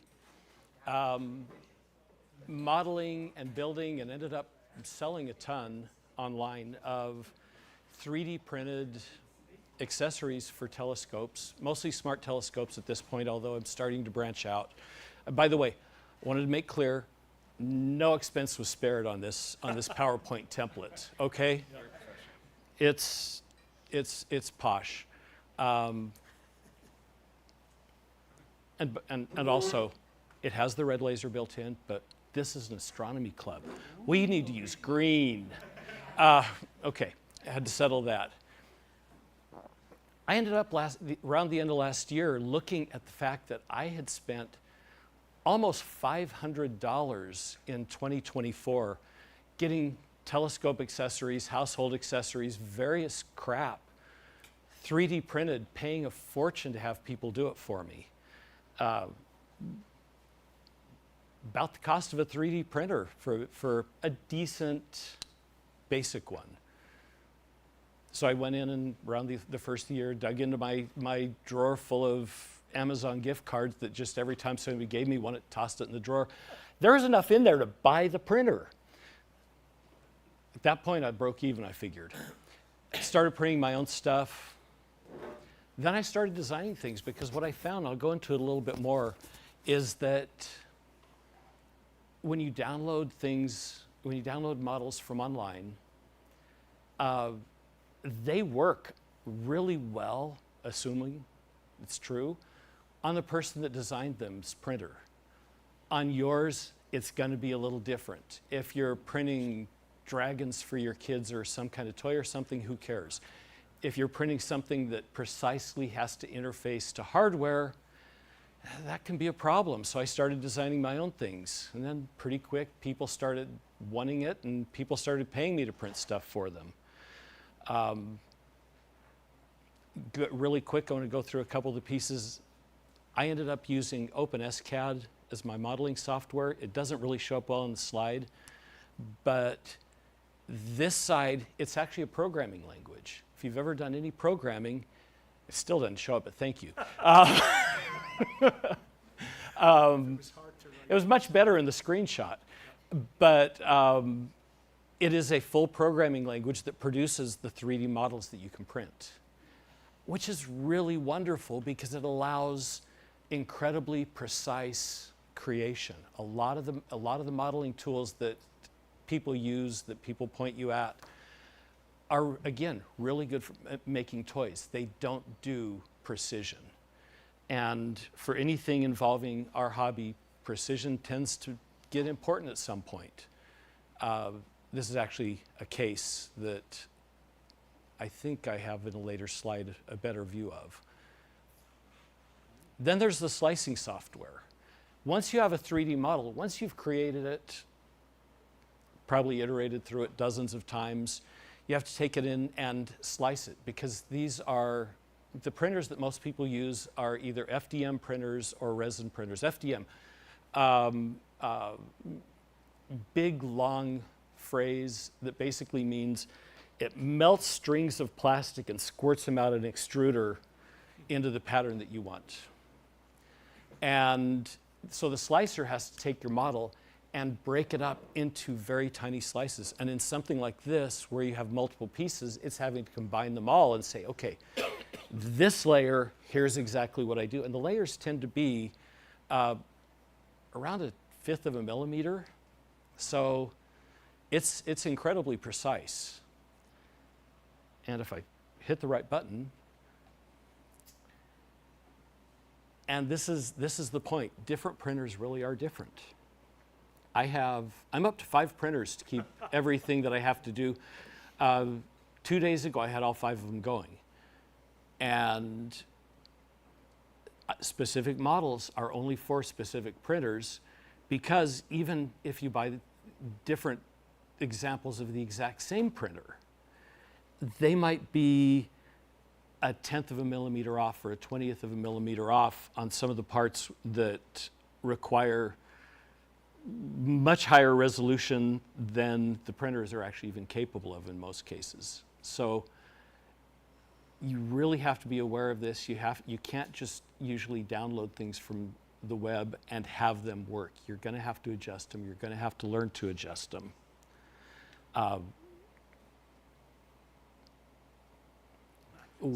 Start simple. Every model that I did has started simple and grown in complexity, grown through iterations. I've only been doing this for about 9 months, and in some cases I have things that I'm selling that have been through 5 or 6 major iterations and redesigns and improvements and input from customers where they come back and say, this is great, but you know, like, thank you.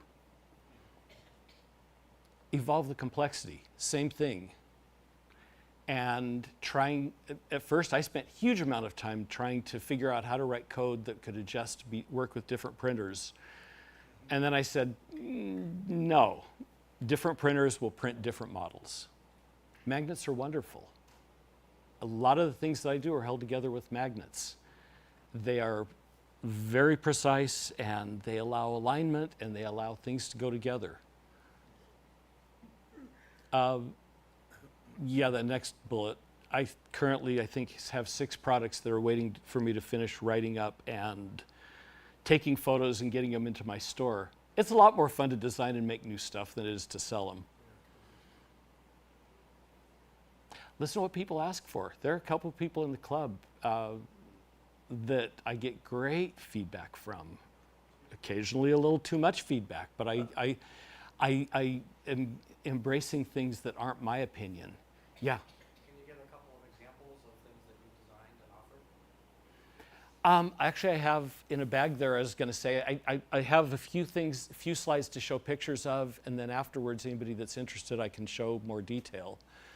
And like I say, getting feedback from people in the club, getting feedback from customers, but yeah. There are always people around here that are willing to test stuff for me. All I have to do is say, free, and they're all in. And when you need precision and when you don't need precision. There are some pieces that just don't require as much, some elements, and a lot of it's figuring out where that line is. I have a couple minutes still, so let me show you a couple pictures. This is a dew shield for the Seastar S50. First one started out nice. Yeah, let's do this instead. First one started out just nice and clean, simple, work great. Then they came out with a software mod that if you programmed a night's viewing in, at the end of the night, the scope would close and shut down, as it should. And if you had a dew shield in, then it would, because it's a friction fit, it would lock against the closing mechanism and you would burn out the motors. So I figured out putting a fin here would make it pop off. Then eventually I figured out that I was still getting reflections down in the tube, even though at that point I was printing in a matte plastic. And so I actually modeled baffles so that, I almost said all, that would be a bad word. Most of the light comes back out the front. As far as I know, that feature and that feature are still only on these things that I've done. And the baffles were a real nightmare, so I understand why. Here's filter holders. First one, which I have examples of over there, is, again, for the Seastar, it's something that I came up with that just screws together. Two pieces, the filter drops in, screws it in, holds it tight. Second generation, which I just gave one to Joe tonight to try, is this one, which is a filter tray for the Celestron Origin in 2-inch and 1 1/4 inch. And the third one, which is currently in development, is this two-piece mechanism for the Vespera. Now the cool thing is that I'm pretty sure that I'm exceeding the capabilities of the printers, because I only have one printer that can do this successfully. And it's not the most expensive one, oddly enough. Is these all hold the filter in with a friction fit. I'm getting a good, because there's no, I've satisfied myself there is no way to print threads that you're not going to cross thread, that you're not going to jam. People are selling stuff online that they claim they can, that they can't. I figured out how to get it so that it literally is a press fit in, and then you can pop it back out, but it's still tight enough to use. Again, many iterations. I was going to bring it in. I have, to design this piece, which was before that one, to design this piece, I have 60 iterations getting it to where it worked. And I think it's there now. I'm hoping it doesn't get 70. And then this is where I've gone on cases. First example that I came up with, these are all held together by magnets, by the way, was just two symmetrical pieces. This all holds the same thing, which is a filter drawer. Actually, it holds this. Because this is copied after something Celestron sells. And so just two symmetrical pieces that went together with magnets. It worked, it wasn't great. Then I came up with this one that was hinged, and much better, kind of wasteful, not a really functional design. This is what I'm selling now. By the way, my store is Astro Extras, you could probably guess that.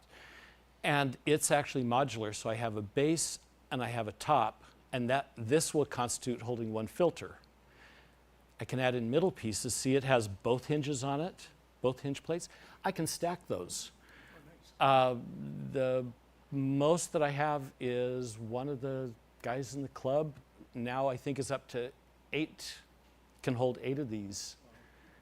I can just add in as many middle pieces as I want, so it's completely modular design. So this is kind of what I was talking about earlier. Start simple, evolve it, get the good solution over time.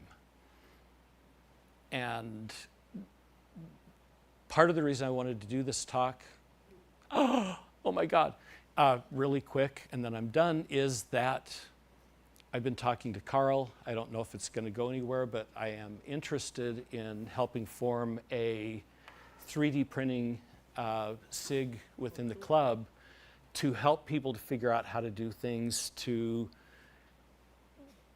share expertise, everything else. So if there is interest in that, let me know. Thank you.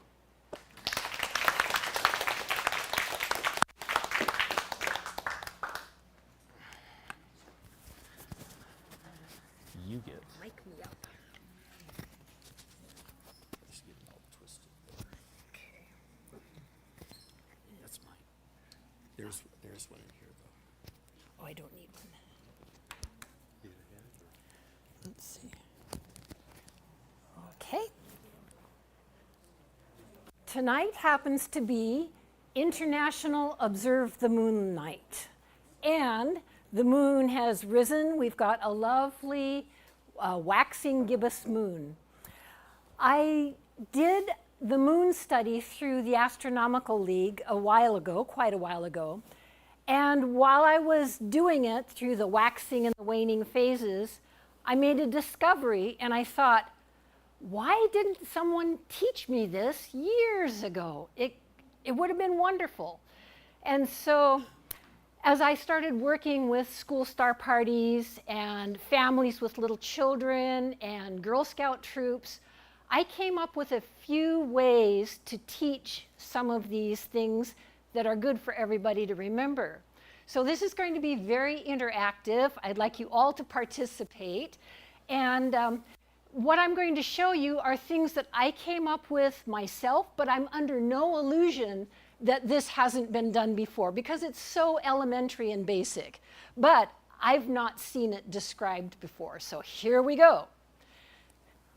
Hold up your right hand. Okay. Now, waxing means growing bigger. So when we talk about the moonlight waxing, you're getting more light on the moon surface. Waning means growing smaller or lessening. So when the waning moon happens, you're getting less light. So here we go. How do you know if the moon is waxing or waning? When the light is on the right, the moon is waxing. When the light is on the left, the moon is waning. Being that we are in the northern hemisphere. Okay, so kids often remember things in a song form. So, when the light is on the right, the moon is waxing. When the light is on the left, the moon is waning. So everybody sing. When the light is on the right, the moon is waxing. When the light is on the left, the moon is waning. Okay, this is a big hit with parents too. Oftentimes, when I've got a long line at a star party and a parent is looking through the eyepiece, and I know the kid should be looking through, but the parent always takes longer, I'll stand in front of the line, and when we're looking at the moon, I'll teach them this. And the kids are excited, but the parents are like, wow, we'll always know now what cycle the moon is in. Is it waxing? Is it waning? Now, as far as the phases of the moon, light on the right. Okay, here's the new moon, no light. The moon turns crescent, the light is on the right, it's waxing. The moon grows to half, and we call that first quarter.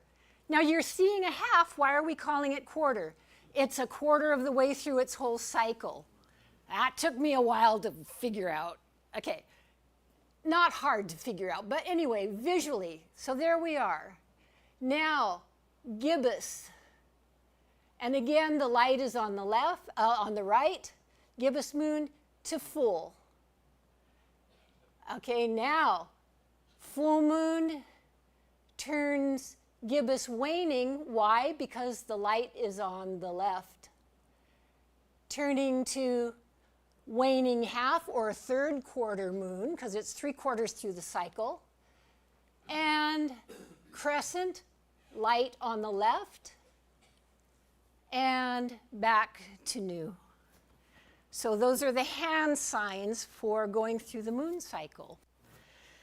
Now, we all know when the full moon is rising, it's big, orange, gorgeous. Wow. What you teach the child to do is hold up their little finger and compare right over the moon. And your little finger, being a degree, should hide the moon, which is a half degree. So that big, huge moon, they can see what happens when you hold your finger up. Now, go play, go inside, come back out later. 10 degrees, 20 degrees, 30 degrees. When the moon is up, you can see how many degrees it's up. Use that little finger again. And then you see, the moon really hasn't gone from big to little.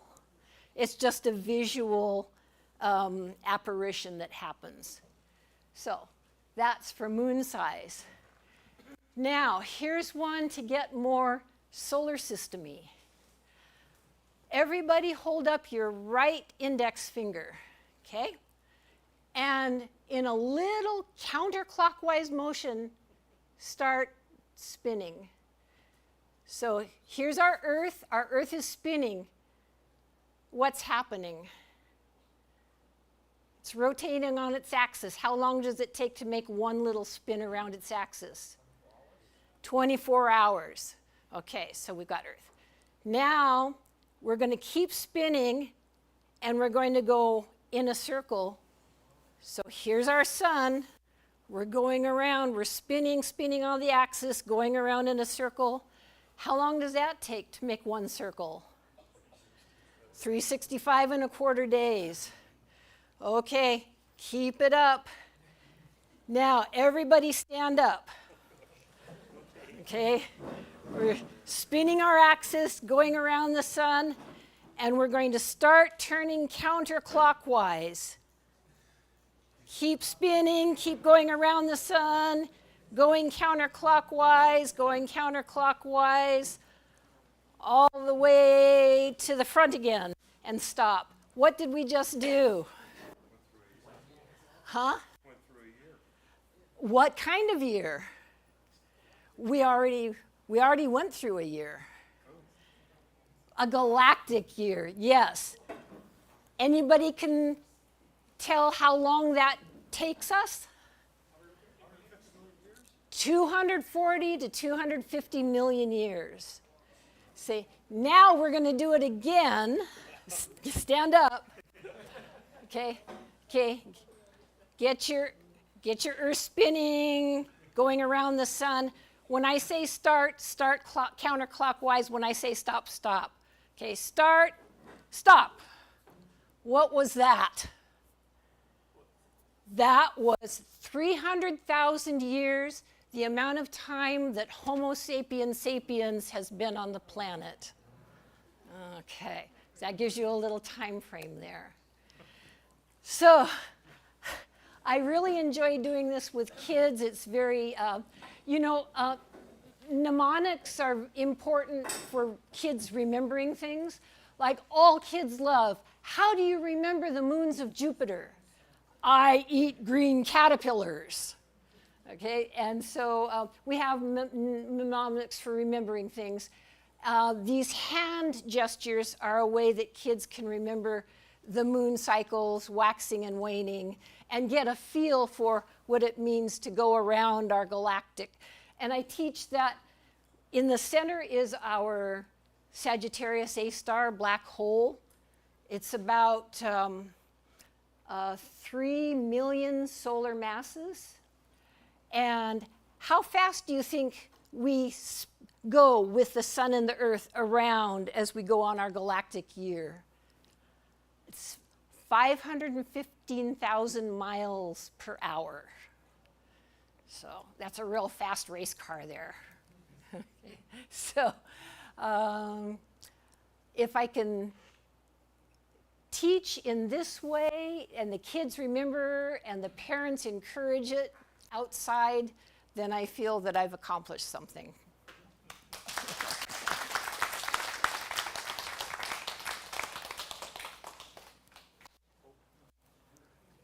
Oh, yes.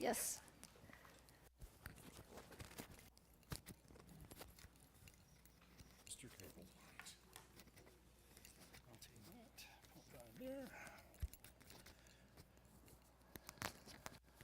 We should be good. Okay, can everyone hear me? Since I'm all that stands between you and going home, I'll try and be concise. I'm Larry Cable, I'm a new member. I started or resumed my interest in astronomy and astrophotography about 18 months ago after a 40-year hiatus.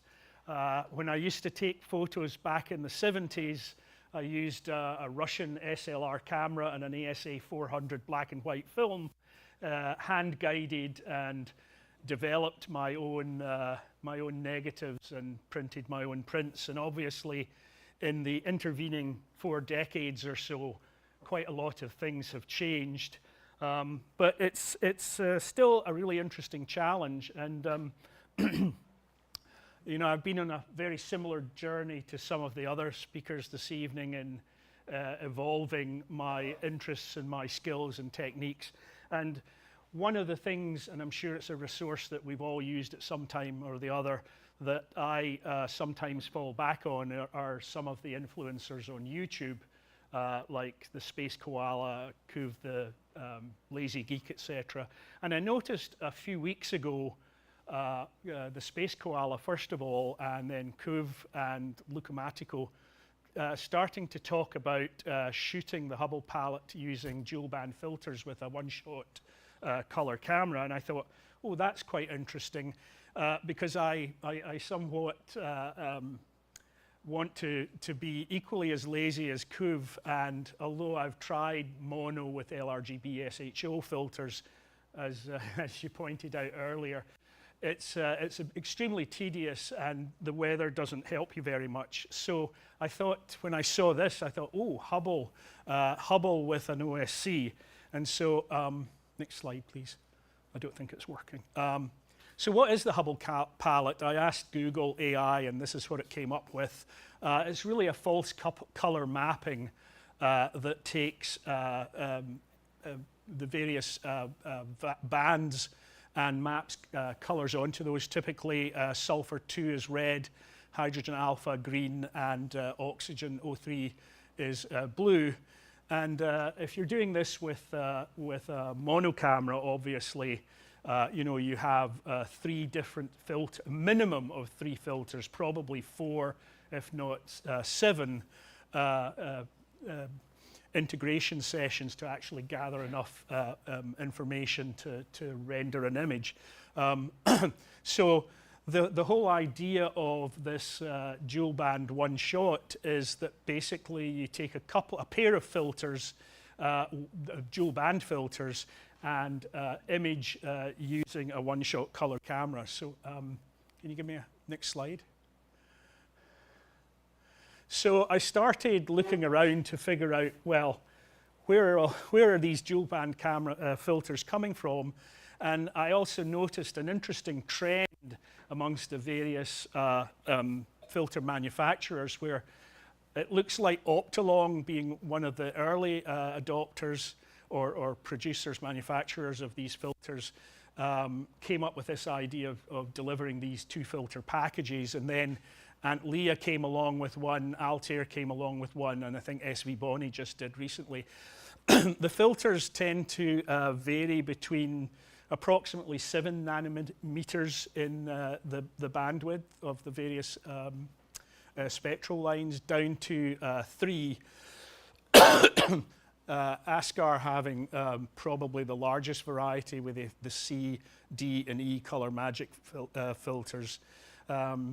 Optolong have a pair of filters, the L quad, which is actually a quad band filter, and the L para, which is a dual band filter, that they're promoting as a package to undertake this type of photography. They've just released a new filter called the L Synergy, which is available for pre-order, that you pair with their existing L Extreme filter. But anyway, can you, next slide? So this is not a very great diagram here, but you can see this is the ASCAR E1. You can see the 2 bands here, HA and O3, and then the next one, the E2, the S2 band and the O3 band. And then if you map that onto, next thing, this is the color sensitivity of the IMX 571 APS-C imaging sensor. And you can see here, which one's the laser? Is it that? Oh, shoot. Yeah, there we go. Anyways, you can see here where O3, HA, and S2 map onto the sensitivity curves of the sensor. So, you know, you get with O3, which is a fairly faint signal, it quite well coincides with the green sensitivity of the 571, and this is obviously the color version of that sensor. And then HA and S2 are fairly close together in the red. Next slide, thanks. So this is a little bit of a diversion. Once you've actually taken some subs using these filters, you obviously have to process them. I use PixInsight for this. And it's a fairly similar processing workflow to mono LRGB SHO. You stack the individual filter subs to create 2 stacks. You have to ensure that those stacks are aligned. They typically are if you shoot them on the same night.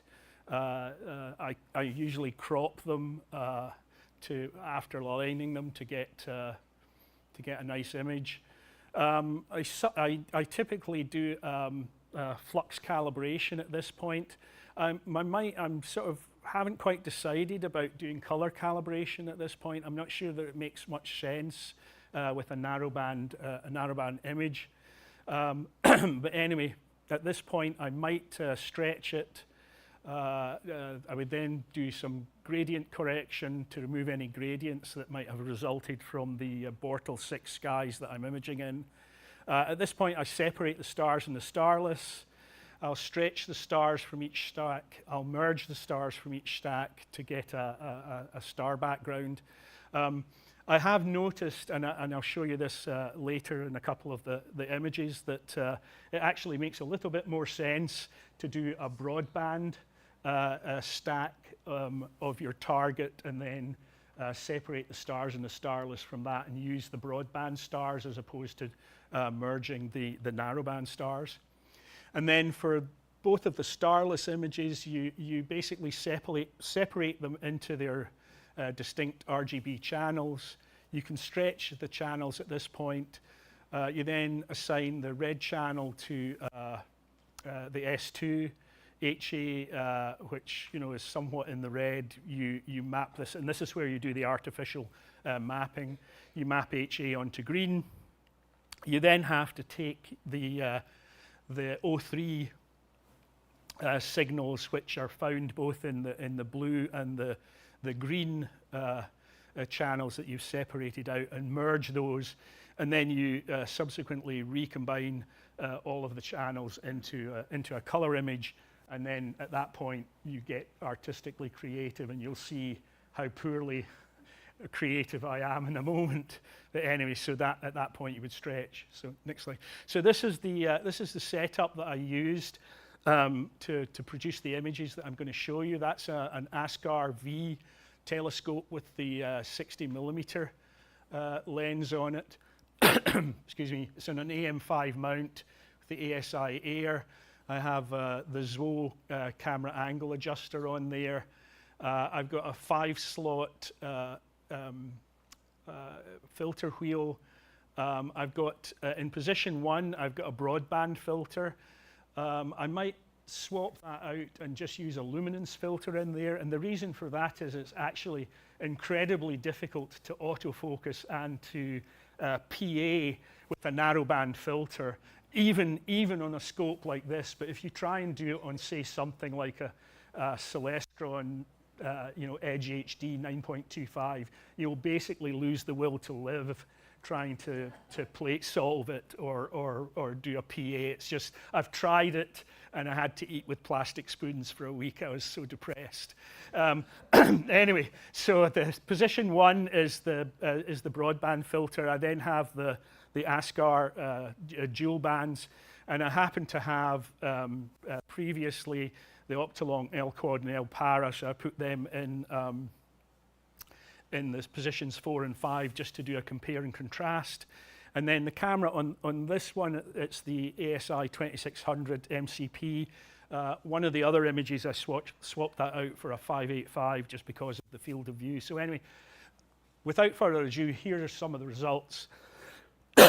So this is the, you may recognize it, it's the Crescent Nebula. As you can see, my artistic interpretation is somewhat loud, but I thought it was interesting, you know, pulling out all of the coloring. This is, I think, about 6 hours of integration, 3 hours each on both filters, 240-second subs. The star field on this one is a synthesis of the star fields from both of the filter stacks, and as you can see, the stars aren't particularly colorful. They're all pretty, you know, monochromatic there. Anyway, let's move on to the next one. This, of course, is this is a little bit lurid, but this is the Heart Nebula and the Running Dog. Again, you'll notice that the stars are fairly flat. Again, this is another synthesis of the star fields from the two filter stacks. And as you you can also probably see there's some pretty wacky artifacts that the Star Exterminator left behind. Next slide. This is the Veil Nebula. This is not actually a narrow dual band. This is a broadband, and I just thought I'd throw this in so we could compare and contrast. So next slide is the same target using the dual band filters to create a Hubble image. I also cheated by, I stole the star background from the broadband image and used that here, just basically because you actually get some star color here. So anyway, that's kind of this point at which I'm at in my adventures. What have I learned? What do I think? Well, compare and contrast, obviously doing LRGB SHO with a mono camera, you're going to get higher fidelity because you're using all of the pixels for each of the filters.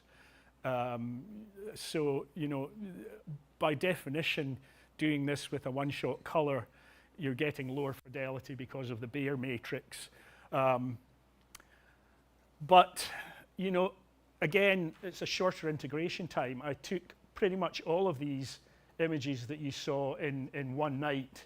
If I would, there's no way I would be able to do that if I was doing mono. I would have to, you know, probably take 3 or 4 nights and hope that it doesn't cloud over, the fog doesn't roll in. It's probably cheaper because most people, certainly I, started out with a one-shot color camera, and so adding you know, the dual band filters onto that and a filter wheel, it's nowhere near as, say, it's expensive if you go out and buy a mono camera and a full set of, you know, mono filters there. And it's simpler processing. You know, if you've got, you know, potentially 7 stacks from a full mono integration, you know, that's quite a lot of, although there's a lot of automated workflow, it's a lot simpler processing doing the dual band. You know, you stack them in, you know, PI and then play around with them, separate them into different channels, separate the stars from the nebula, etc. So it's a lot simpler. I don't think you get the same wow factor or quality at the end of the day, but if you're lazy and impatient as I am, I think it actually generates some reasonable results that, you know, are different. Are they better? Maybe not. Maybe they are, but they're definitely different and interesting than just a typical broadband imaging session. Anyway, that's where I'm at. So thanks.